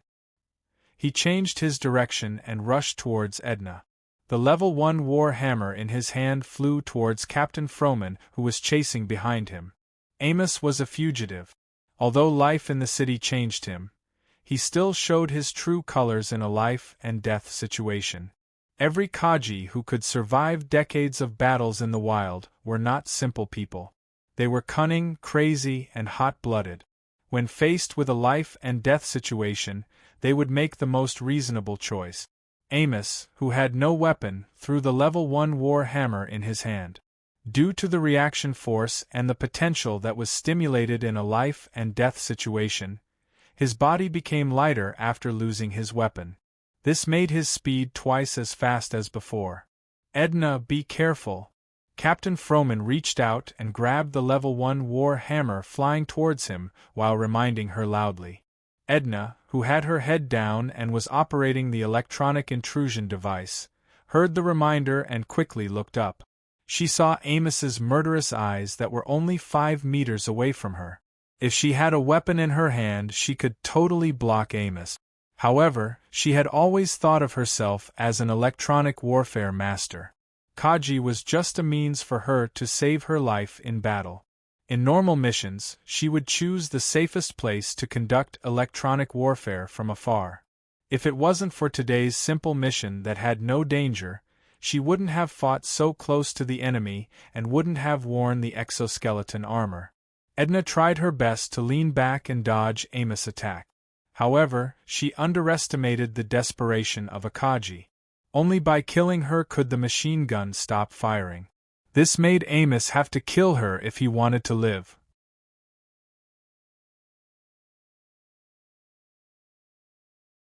Chapter 18. Amos endured the pain of the bullet in his back. He was glad that the bullets in the car were ordinary bullets with low lethality instead of expensive enhanced bullet. Under the effect of the machine gun, although the ordinary bullets broke through his skin and muscles, it was not enough to penetrate his strong muscles and hurt his internal organs. Of course, if there were more bullets, he would not be able to hold on. However, the machine gun's attack was about to end. His hand grabbed downwards. Edna's low-level evasion method could not escape his grasp. The moment he grabbed Edna, he shielded Edna behind him and ran in another direction. If the intelligent assistant Dora in the car was completely controlled by Edna, then the machine gun would automatically stop. This way, Amos would have a hostage in his hand to threaten Captain Froman to let him go. These were the best decisions that Amos made in an instant, but there were always accidents. His movements were too fast, and Edna did not fully control the intelligent assistant Dora in the car. She only forced the automatic tracking attack of the machine gun and locked onto Amos as the target. So when Amos shielded Edna behind him, the machine gun did not stop and continued to attack. In a short time, dozens of kinetic energy warheads hit Edna's body. Although they were both Kaji, they were the lowest level in Kaji. Even Amos could not block so many kinetic energy warheads. Edna's body was almost smashed in an instant. Even Amos felt the bullet pass through Edna's body and hit his back. Edna. Captain Froman's eyes were red. Edna's death almost drove him crazy.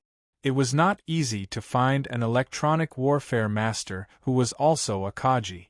Because Kaji's main enemy was the Zerg, electronic warfare masters did not have much status in the regular Kaji. But in mercenary groups, electronic warfare masters were an important choice for attacking spaceship. Without electronic warfare masters, mercenaries might not even be able to open the hatch of the target spaceship normally, not to mention the countless defense systems on the spaceship. In order to keep Edna, Captain Froman used all means and even agreed to get engaged with the not-so-beautiful Edna. He used his own charm to keep Edna here. But after a long time of hard work, everything was destroyed by Amos today. Captain Froman's eyes were filled with killing intent. His entire body's strength exploded, and he threw out the special combat sword in his hand.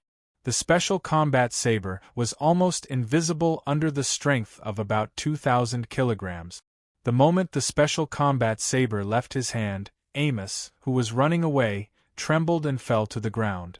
The special combat sword pierced into Amos' right knee, and when it pierced into the solid bone, the special combat sword collapsed and turned into broken fragments. This caused his right knee to be covered in a large number of fragments, which mixed with the broken bones of his right knee, causing the pain of the wound to reach an extremely high level. Amos threw Edna's body away and hugged his right knee as he screamed. The automatic machine gun on the car had also used up all its bullets, and it kept making clicking sound. Captain Froman held a level 1 warhammer and walked towards Amos step by step, revealing a cruel smile. "You dared to kill Edna, then pay with your life," Captain Froman, who was extremely angry, said as he smashed the level 1 warhammer in his hand on Amos' arm. The terror of the level 1 warhammer was fully displayed on Amos. Captain Froman's every hit turned Amos' arm, including his skin and bones, into powder. Amos' eyes were filled with fear and pleading, but these couldn't move Captain Froman. He kept smashing Amos' arm with the level 1 warhammer, and then his legs. In a short 20 seconds, Amos felt like he was better off dead. He only wanted to die as soon as possible, and didn't want to be ravaged like this. If there was enough time, Captain Froman would have tortured Amos for a long time, but he knew that the police would be here soon, and he didn't have time. Die! He smashed the level 1 warhammer heavily on Amos' head. Before the level 1 warhammer hit Amos, Amos' eyes revealed a look of relief. "Croc, did you find the target?" Captain Froman looked at Edna with pity again, then ignored her and asked the identity bracelet. "Captain, there's no one in this building. We've searched everywhere." Croc's calm voice came through. Captain Froman looked at the time and knew that there was no chance today, so he decisively ordered, "There's no time, evacuate immediately." There were still 30 minutes until the next location of the T3 sniper assistance device, and he didn't have that much time to wait. "Yes, Captain," Croc replied calmly. Then, he rushed out of the building with Fisher and Ed. "Something happened to Edna?" Ed was shocked to see Edna's broken body, and couldn't help but exclaim. It was also at this time that the police patrol car with flashing lights in the sky far away flew over. The mercenaries didn't have time to say anything, and Ed carried Edna's body and quickly left the scene. David, who was hiding in the corner of the underground gym, let out a long sigh of relief. A mercenary was less than a centimeter away from him, and he could have touched him if he had stretched out his hand. The reason why the mercenaries didn't find him, and even the life sensors didn't detect him, was because of the shadow attendant. After discovering that someone had hacked into the house's AI butler, Emma, David immediately controlled the shadow attendant to go through the surface and observe the situation outside the door. In the end, he saw that the security system that he thought was extremely powerful had completely lost its function, and the thick steel alloy door was easily broken by the enemy. This made him see the horror of this world for the first time. These intruders had ignored the house that he thought was safe. David saw that out of the 5 mercenaries, 3 had entered the house and 2 were still outside. He knew that it was impossible to escape the house today. The enemy's actions, from blocking Skynet's signal, to cracking the security system, and breaking the steel alloy door, showed that they were extremely professional. At the same time, other than the woman with the strange device in her hand, the others all used cold weapons, which made him even more shocked. In his memory, people with firearms weren't the scariest, because only Kaji would abandon firearms for cold weapons. From this point of view, it was unrealistic for him to resist. The only choice was to hide himself, and soon he thought of the shadow attendant's invisibility ability. He didn't know if the shadow attendant could hide him, but he had no other choice. So when the 3 mercenaries entered the house, he recalled the shadow attendant, found a corner in the underground gym, and tried to shrink his body as much as possible to reduce his size. The shadow attendant's body was almost the same size as David's body. Only when David reduced his body size could the shadow attendant completely hide him. Fortunately, David's body had been practicing the 18 styles of taijutsu, so every joint was bent to a great extent. He bent his body into a square in the corner. Then he connected to the shadow attendant and controlled the shadow attendant to wrap his body. Although he had this idea, he didn't know if the shadow attendant could completely wrap his body. Under his control, the shadow attendant flew to his body, and something unexpected happened. The shadow attendant's body began to transform from its human form, covering the outside of his body like a liquid. Even the part of his body that was in contact with the ground, the shadow attendant went through the ground to maintain full coverage of his body. The 3 mercenaries searched very quickly. They probably did this kind of thing too often, and the entrance to the basement was discovered in a short time. David watched the mercenaries searching the underground gym through the shadow attendant's perspective. They were constantly scanning with the equipment in their hand. Even though the underground gym's furnishings were very simple and could be seen at a glance, the mercenary still used the most rigorous standard search method. This mercenary was Croc. The equipment in his hands told him that there were no signs of life here, but just half an hour ago, the T3 sniper auxiliary equipment was here, but it also couldn't be found.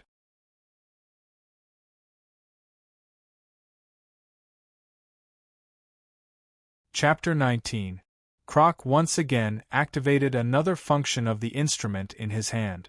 A penetrating light wave shot out.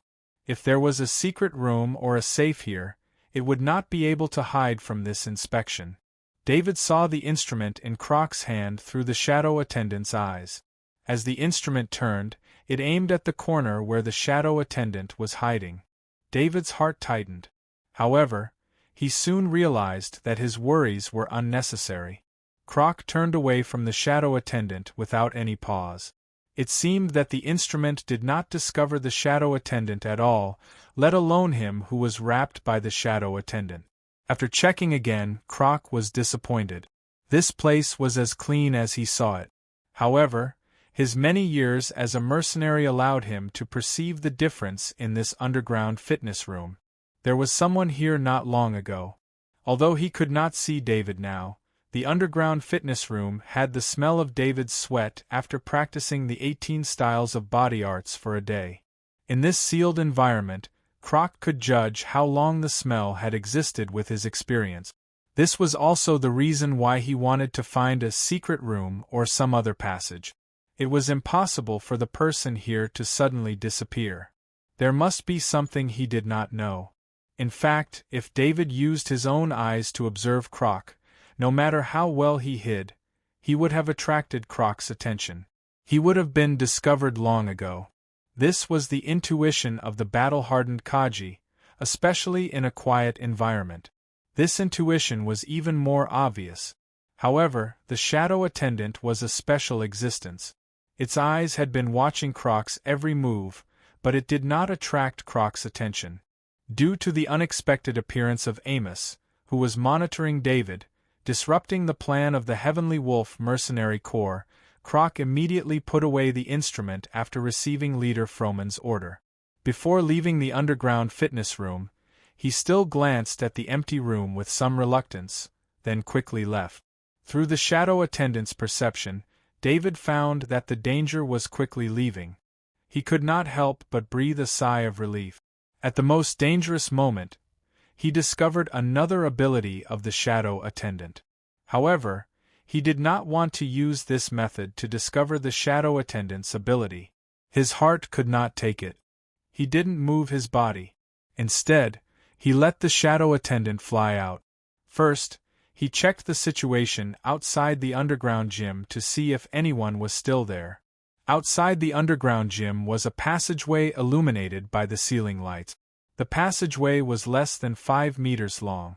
After that, the passageway changed from a metal passageway to a transparent one made of glass. The glass passageway was suspended in the air.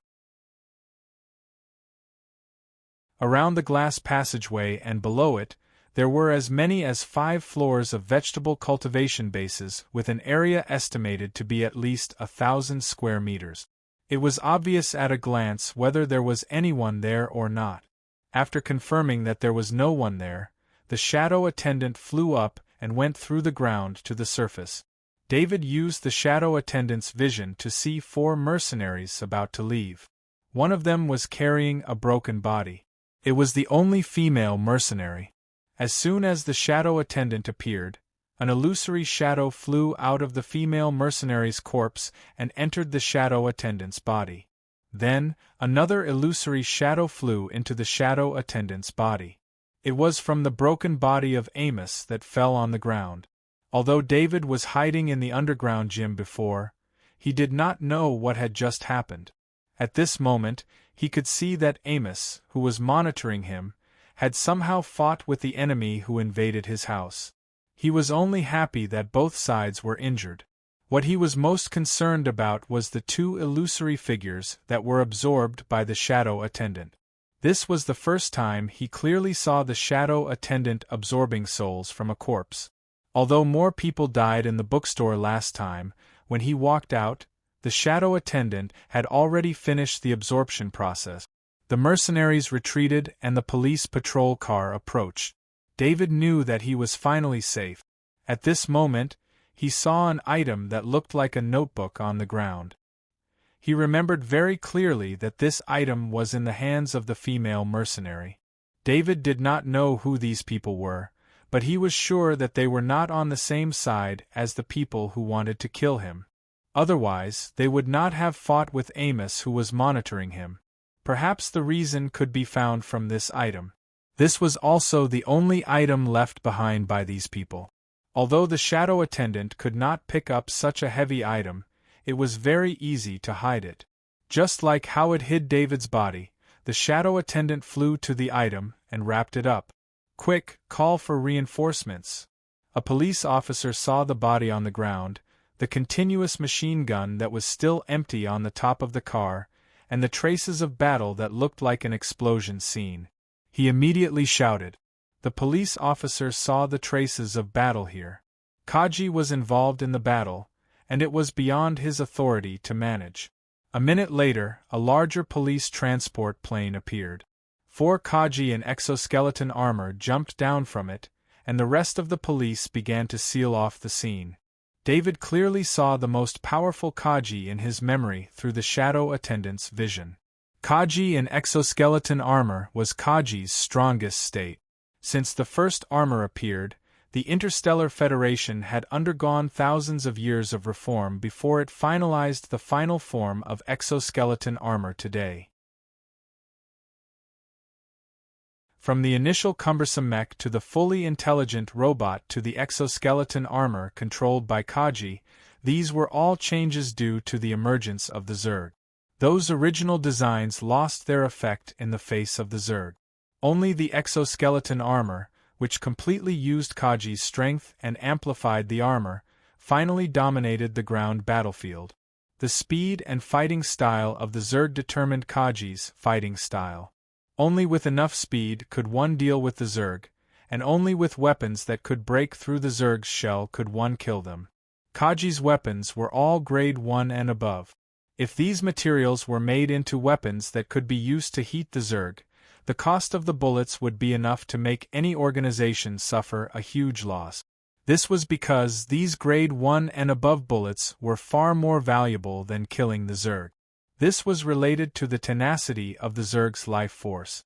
The damage caused by kinetic energy bullets was too small to be fatal. Only when the value of the bullets was ignored would a large number of grade 1 and above bullets be used. Of course, there were exceptions. This was the special existence of the Kaji, the Sniper Kaji. The Sniper Kaji's existence was to maximize the damage of the bullets and reduce the consumption of the bullets by accurately hitting the vital point. Now there were 4 Kaji. Kaji with a shield was the defensive Kaji, Kaji with 2 swords was the offensive Kaji, and 2 Kaji with heavy axes were the offensive Kaji. This was a standard Kaji combat team. As soon as Sergeant Bob's patrol car stopped, he jumped out of the car that was 2 meters above the ground and rushed to David's house. "David, it's great that you're okay." When he arrived at the door, he saw David, who had just come out of the basement. He immediately relaxed. "Sergeant Bob, thank you for coming in time." David naturally wouldn't reveal his hidden methods and only thanked him. "David, don't worry, we'll definitely find the murderer," Sergeant Bob promised David. Actually, even if he didn't say anything, the government would still pay attention to this matter. Although David was only a third-year high school student, he was the son of Nation Knight Hans. Attempting to kill the child of a Nation Knight had already crossed the government's bottom line. Nation Knight represented the heroes who returned from planet warring, heroes who had made great contributions. Almost every retired soldier who returned from Warstar would strike down anyone who offended the Kingdom Knight as hard as they could. In fact, in every department of the Interstellar Federation, retired soldiers who returned from planet warring were the backbone of the department. Planet Monolith was the same. David's predecessor had always underestimated the influence of Nation Knight. Even David, who had his predecessor's memories, didn't know this. "Sergeant Bob, can you not inform my father?" David didn't want to disturb his father, Hans's rest, so he asked softly. "David, there's no way that Deputy Director Hans doesn't know about this. The influence of this matter is too great." Sergeant Bob shook his head with a bitter smile.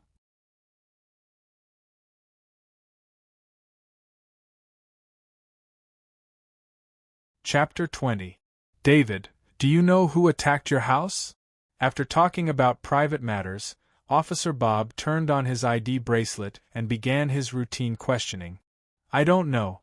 I was practicing my physical skills in the basement. After I realized that my ID bracelet couldn't connect to Skynet, I went into hiding," David answered simply. I remember that your house has a security system. Was it turned on at the time? Officer Bob continued to ask.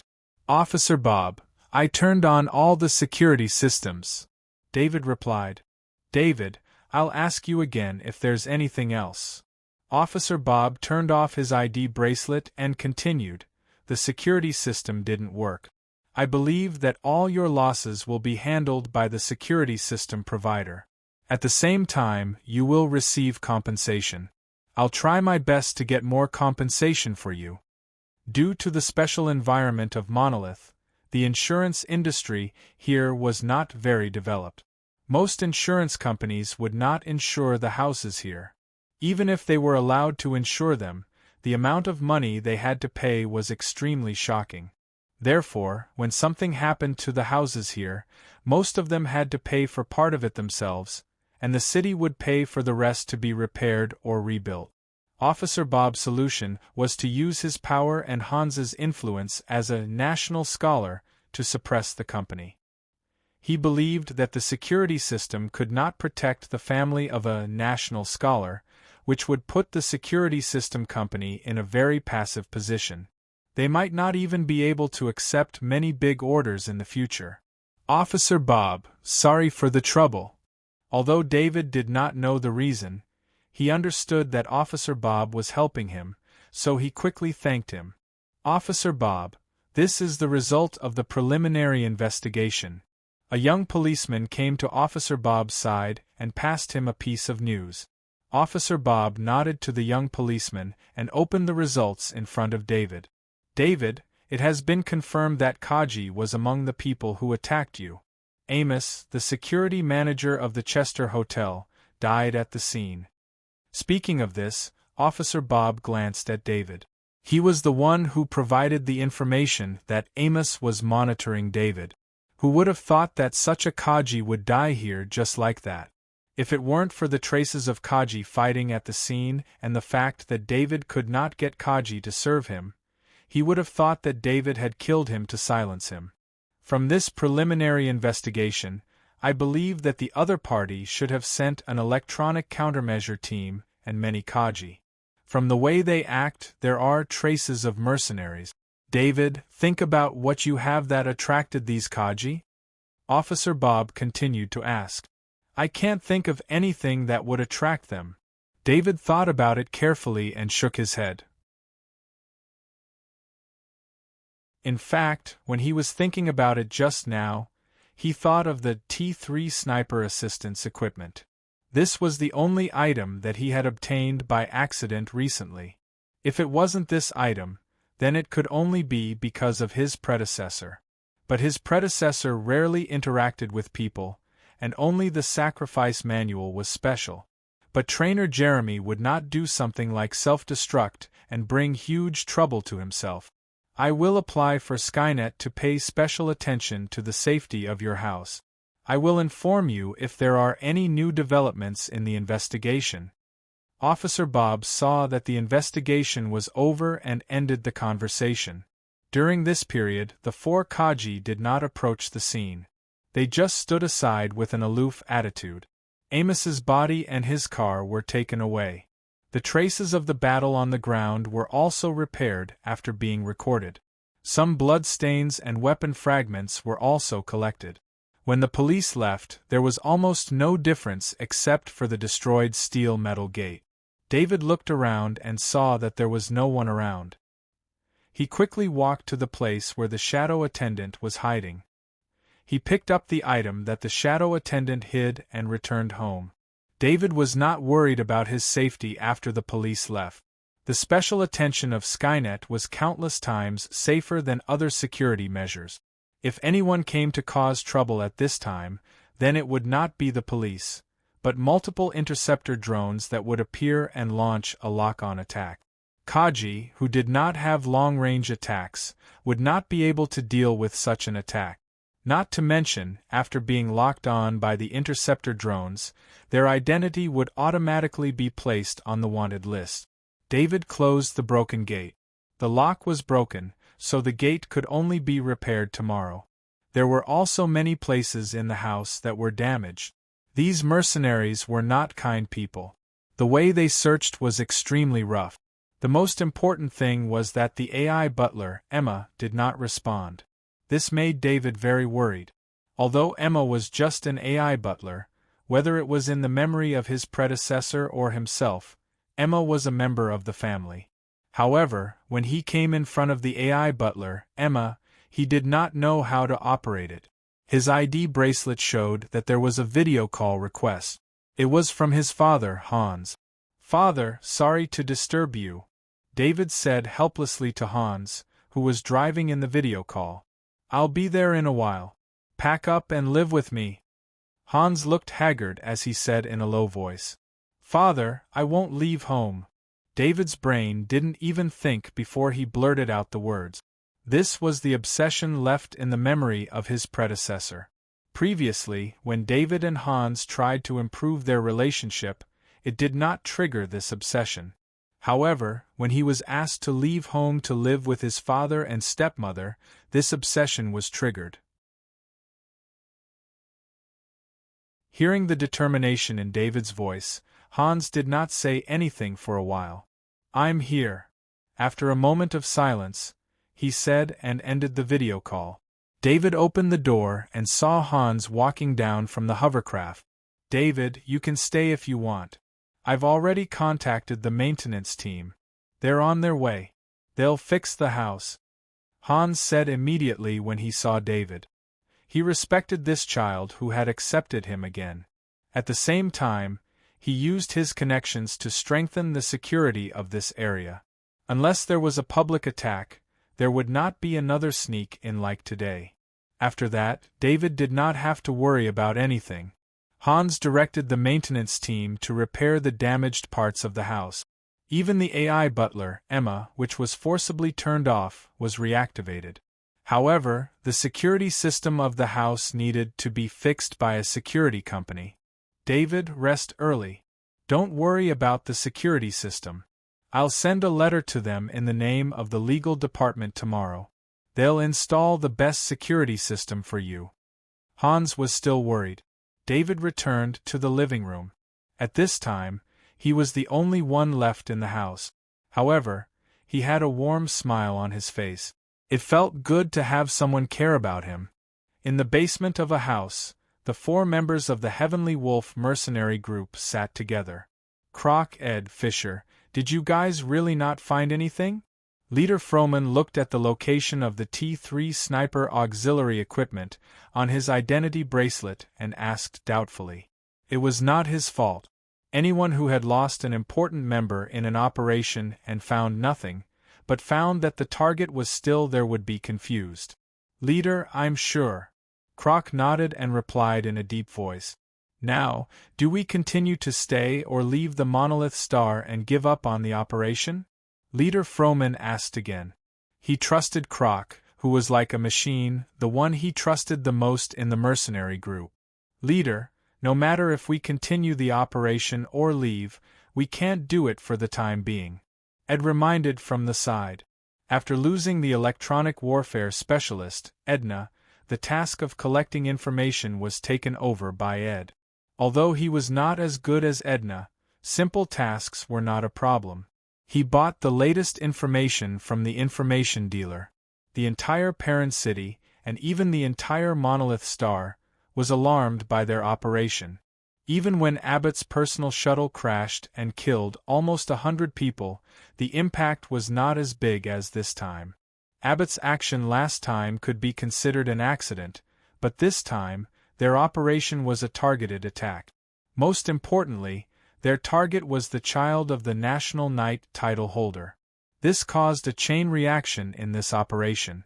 There were as many as 10 interceptor UAVs hovering above Perrin City alone.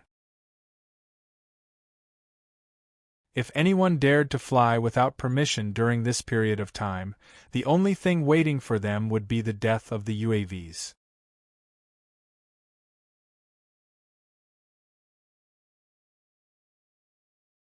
Chapter 21. You're saying our target is the child of the Nation Knight? Captain Froman asked, feeling a headache coming on. He now understood the severity of the consequences. If he had known their target had such a background, he would never have attacked them.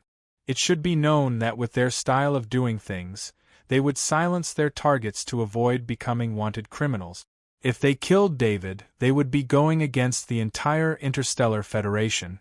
Just the Warstar returnees would be able to hunt them down. He even suspected that if they killed David, there would be space battleships coming after them. Stop all contact with the outside world. Let's go to the second safe house and hide for a while. Captain Froman finally decided. He no longer wanted to find the T-3 sniper support device. He would just treat the money as compensation for the loss of the Nation Knight's child. Croc nodded heavily. He was very supportive of this decision. He was also a retired Kaji who had returned from Warstar. The Nation Knight was also a hero in his heart. He couldn't help but rejoice that the mission had failed. Ed and Fisher also supported this decision. Now that everyone was looking for them, the best thing to do was to hide for a while. Not long after the 4 Heavenly Wolf mercenaries left, 8 Kaji surrounded the building.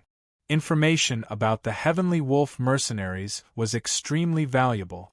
Those information dealers wouldn't let go of this chance to make a fortune. In reality, the situation was even more serious than Captain Froman thought. They had entered Planet Monolith through proper procedures, so they were quickly found. Earlier, when Abbott crashed into nearly 100 people, it was interpreted as an attack on the child of the Nation Knight, David. They didn't even care why Abbott would drive a powerless personal shuttle to attack a third-year high school student he didn't know. In any case, the Heavenly Wolf mercenaries were labeled as such. Every member of the Heavenly Wolf mercenaries was found out. Every member was lucky enough to become a wanted criminal, and a highly wanted one at that. David pressed his hand on the shadow attendant's shoulder. A familiar energy flowed from the shadow attendant into his body, making him moan involuntarily. This was a refreshing feeling to his soul. Perhaps it was because the energy this time wasn't as large as the last time, so he didn't fall asleep. Instead, he could clearly feel the energy. When the comfortable feeling was over, he felt as if his brain had been washed by water, and he felt refreshed. "Show me my stats," he ordered the shadow attendant. Soon, his current attributes panel appeared in front of him. Name: David Kerpower, 252, 1 Dexterity, 171 Physique, 211 Spirit, 3. 01 Literature, 3% Proficient, Mathematics, 5% Proficient, General, 51% Beginner, Physical Skills, 99% Beginner, Longsword Mastery, 5% Beginner. His spirit had increased by 0.2. He was now 100% sure that the shadow attendant had absorbed the souls of Amos and the female mercenary and fed him a part of the soul energy, thus increasing his spirit. He didn't know what the spirit attribute was for, but he knew that it was good for him, and that was to speed up his learning. Let's see how many knowledge orbs Amos and the female mercenary brought me. David was very curious and muttered to himself. He had always wanted to do experiments to confirm some of his conjectures, but the shadow attendant needed to absorb souls to get the knowledge orbs. Where could he find the bodies that had just died? Although it was dangerous today, 2 good souls were sent. At least he was sure that Amos was a Kaji, and the female mercenary was able to become an interstellar mercenary, so she wasn't someone who was useless. He perceived an orange and a yellow knowledge orb in the shadow attendant's body. He couldn't help but feel refreshed. There were more advanced knowledge orbs than orange. Orange represented proficiency, so what was above proficiency? Warhammer Mastery, 82% proficiency, Electronic Countermeasure, 98% proficiency. David's eyes widened. A knowledge orb with 98% proficiency in electronic countermeasure was beyond his imagination.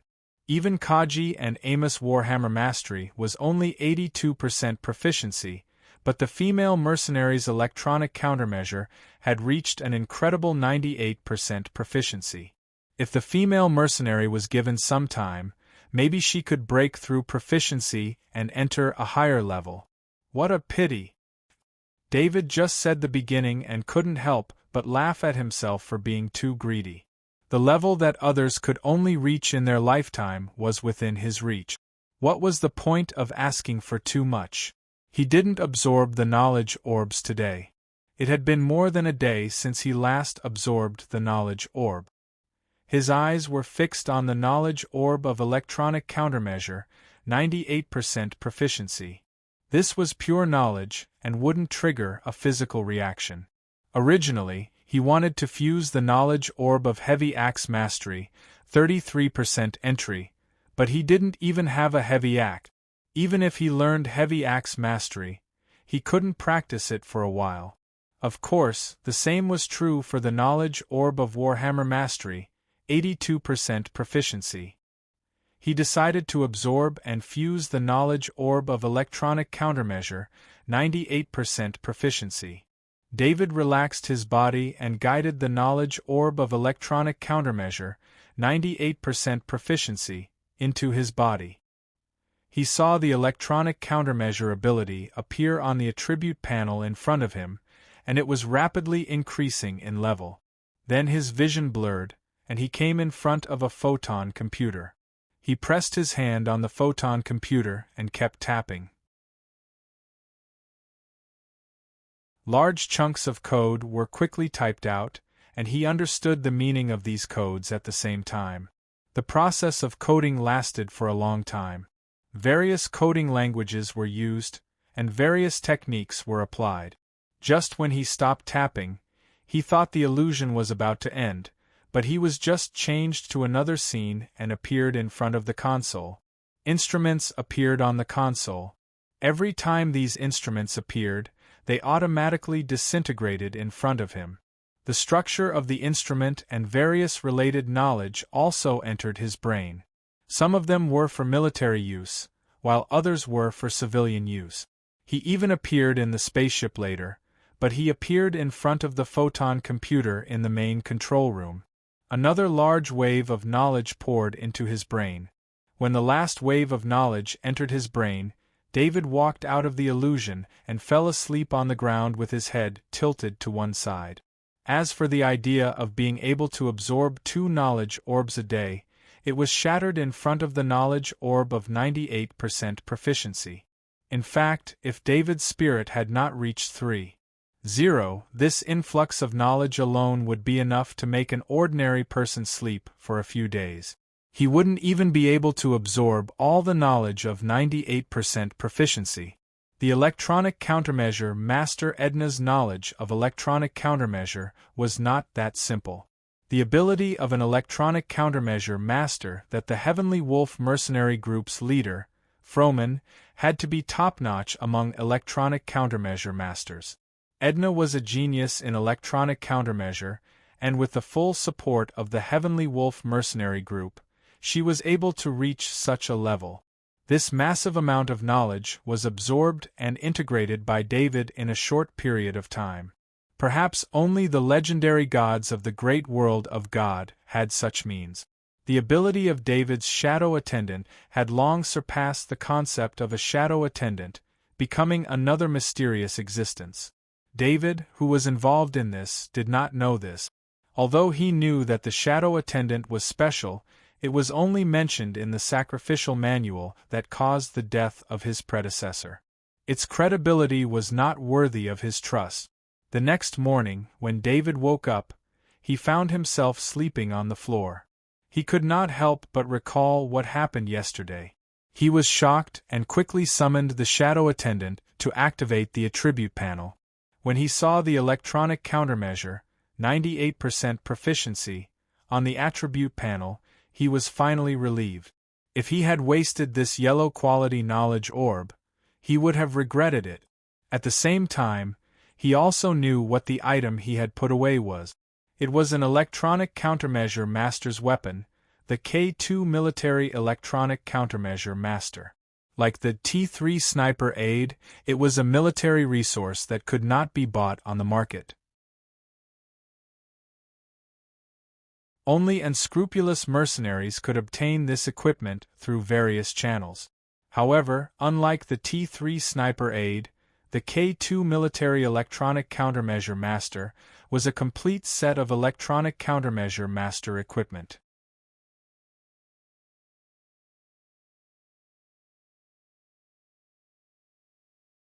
Chapter 22. David turned on the K2 Military Electronic Countermeasure machine skillfully.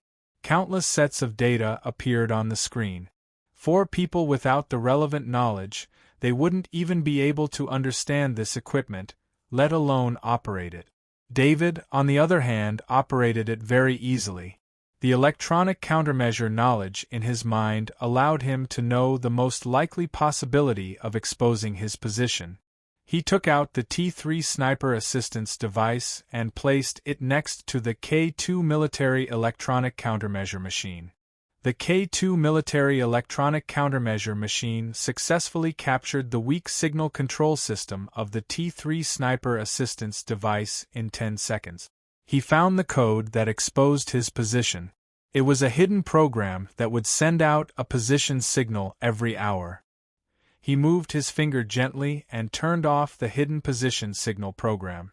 It was a kind of mending the pen after the sheep were lost. Strange.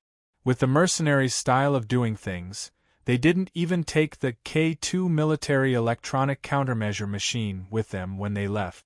Why would they pay so much attention to the T3 Sniper Assistance device? Although David turned off the signal program, he still had a lot of questions in his mind. In terms of value, the K2 Military Electronic Countermeasure machine was a very valuable equipment. Although he didn't know the exact value, it was at least a few 100,000 credits. It was a truly luxurious equipment. The T3 Sniper Assistance device was just difficult to obtain.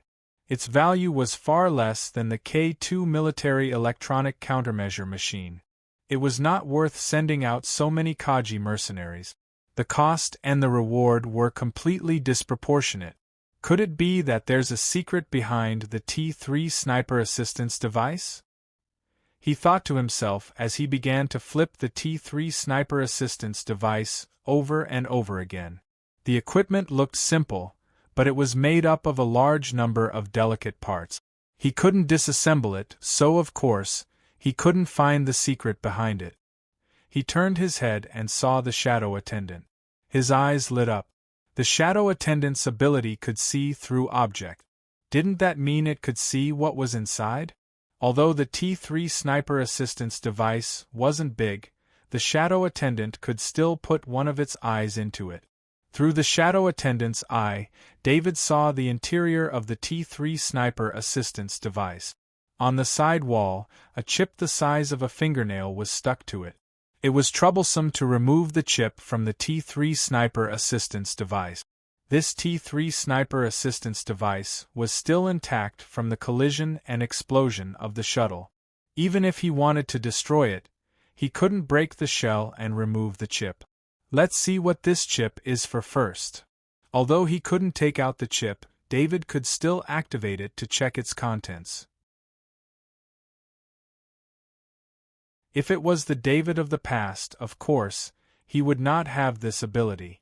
But he had just obtained a 98% proficiency in electronic warfare, and it was too easy to activate a chip at such a close distance. The K2 Military Electronic Detector emitted a weak energy. With the positioning of the shadow attendant, this weak energy accurately connected to the chip's energy interface, and the chip began to activate. Then, a row of data jumped out from the K2 Military Electronic Detector. David glanced at the garbled data, but it was clear to his eyes. His eyes flashed with understanding. His hands moved quickly, and the row of data was transferred from the K2 Military Electronic Detector to his own identity bracelet. A projection appeared on his identity bracelet, showing the logo of the Yaka Bank.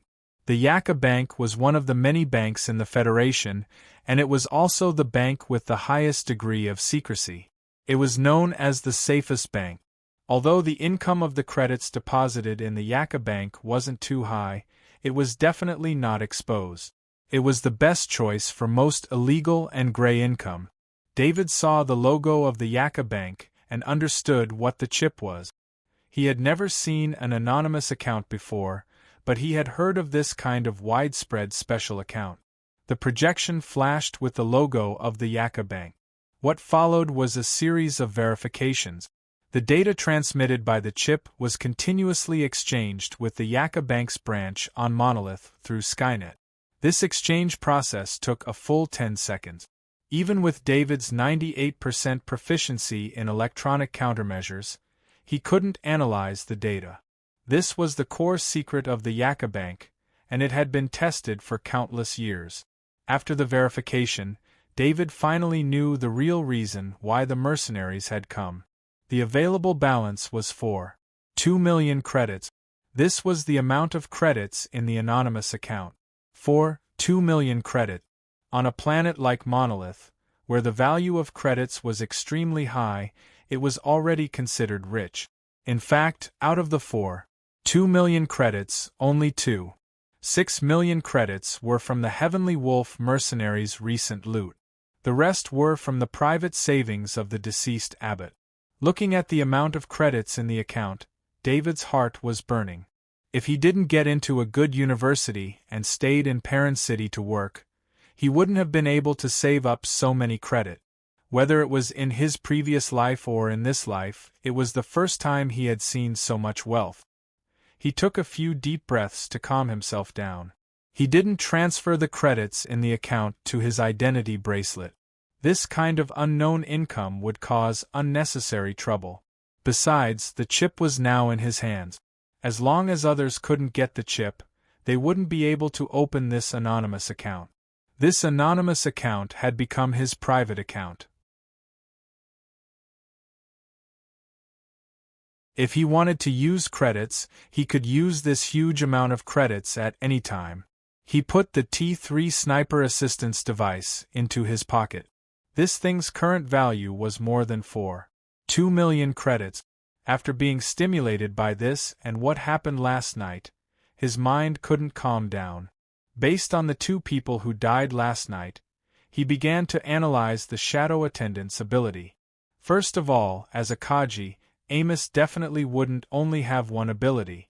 However, in fact, the Shadow Attendant only obtained the Warhammer Mastery, 82% proficiency, knowledge from his soul. David believed that Amos' physical ability must be far beyond the beginner level if he could become a Kaji. Thinking about the female electronic warfare master mercenary, the Shadow Attendant also only obtained one electron warfare knowledge from her soul. Could it be that the Shadow Attendant could only obtain one electron warfare knowledge from a soul? A vague idea arose in his mind.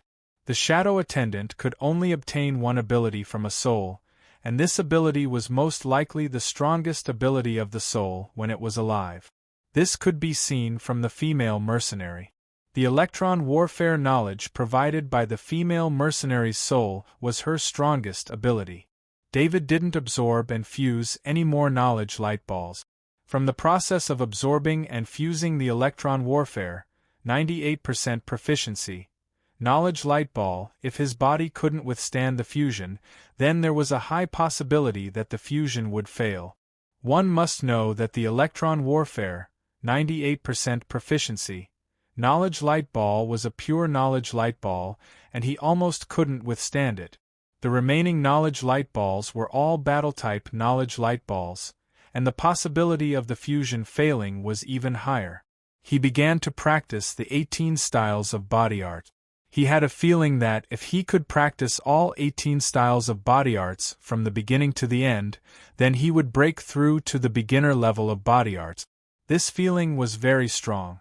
Although this kind of practice wouldn't increase his attributes due to incomplete practice, he still practiced like a madman.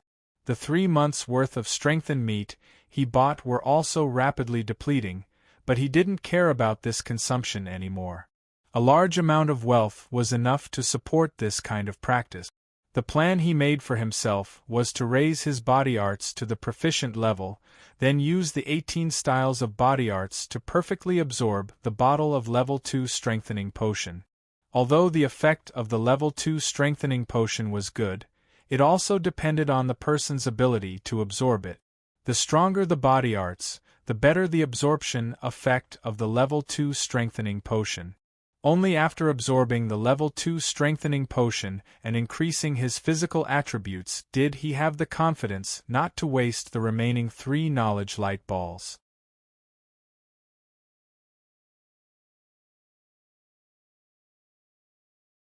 Chapter 23. Master, Manager Jisun of Leeson Security Company is at the door and wants to see you. David was practicing the 18 styles of body arts in the underground gym when he heard the familiar voice of Emma, the AI butler, from his identity bracelet. While resting for the past few days, he had used his electronic countermeasure ability to strengthen the security system of the house. With the ability of electronic countermeasure, the security system of the house was full of holes.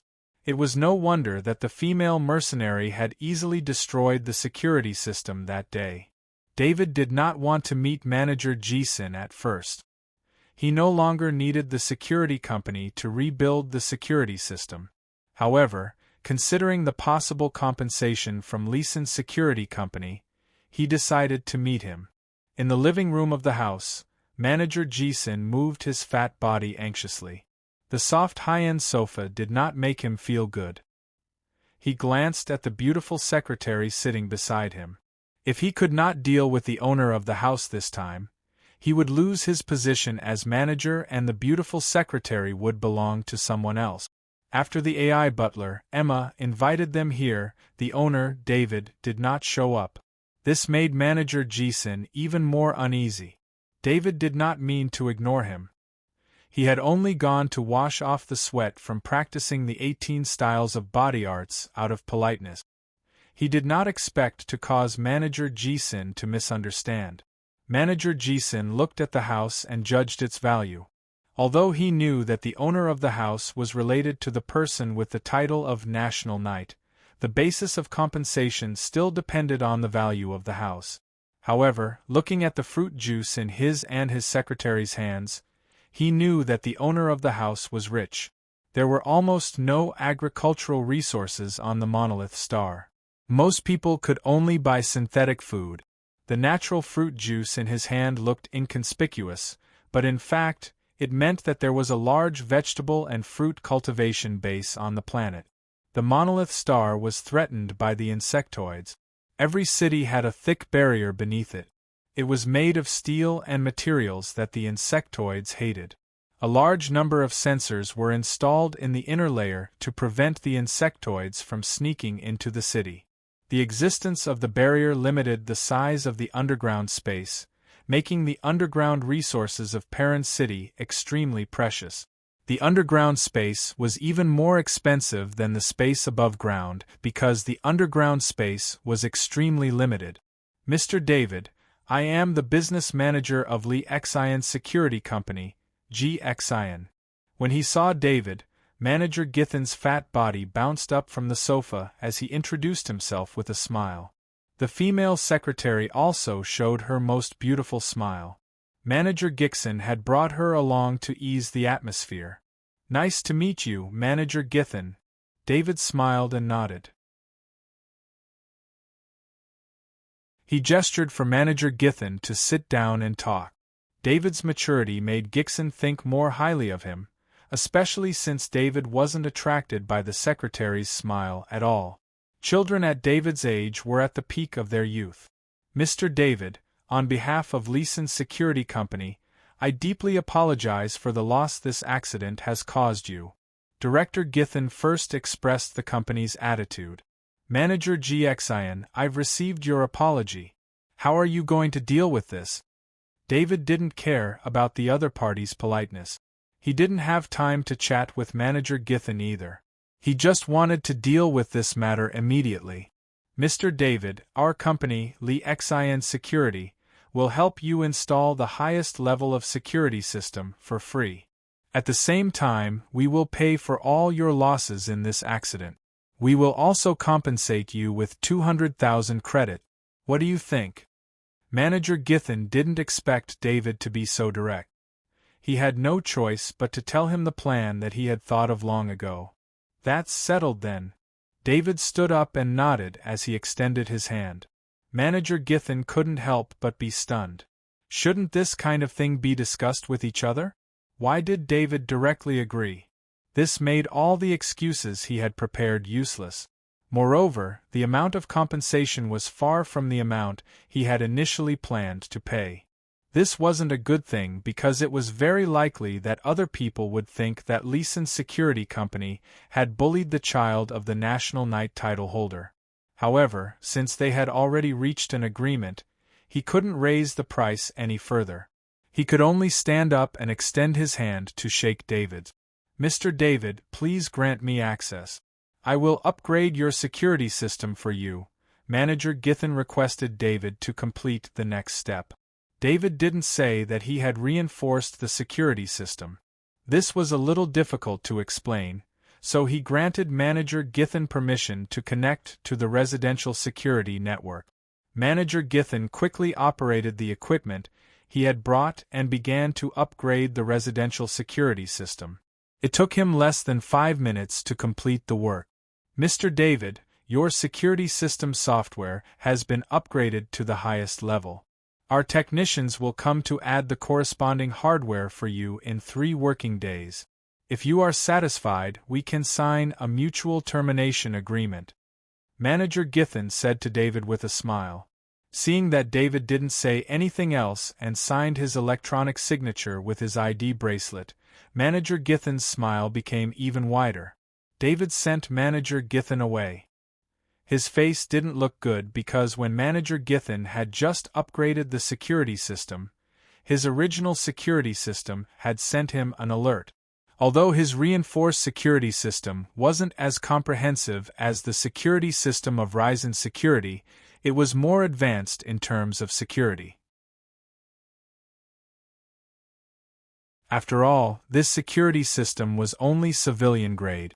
No matter how advanced it was limited. After David granted access, Manager Githin's operation still sent him an alert.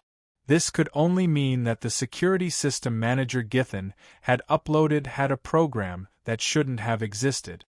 He took out the K2 military electronic countermeasure device, connected it to the security system, and began to search.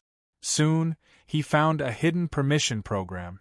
As long as this hidden permission program was activated, all the security devices in his house would automatically shut down, and outsiders would be able to enter his house.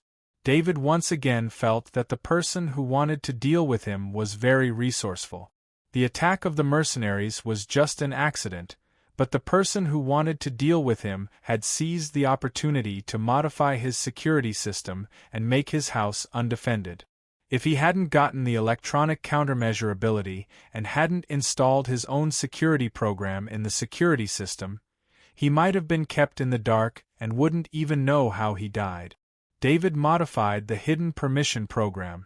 When it was triggered, it would send a message to his ID bracelet, and he would decide whether to activate it or not. He didn't want to go to Ryzen Security. This was an exposed enemy, and it wasn't scary. What was scary was that he didn't know who the enemy was and how powerful they were. He thought of the Warhammer Mastery, 82% proficiency, Glowing Ball, the Sniping, 20% proficiency, Glowing Ball, and the 99% beginner-level physical skills. As long as he was given some time, his strength would grow explosively, and he wouldn't have to deal with it as passively as he was now. After leaving David's house, Manager Githin sat in the car with a very serious expression on his face. He didn't seem to be happy about solving the company's problem at all. He entered a line of words on his ID bracelet. Mission completed. Dear, I want to eat natural vegetables. The secretary said softly. Okay, I'll take you to a big meal. Manager Githin put on a smile and waved his hand. Before the new year, Ryzen Security came to install more security monitoring equipment. These were all compatible with the most advanced security system software.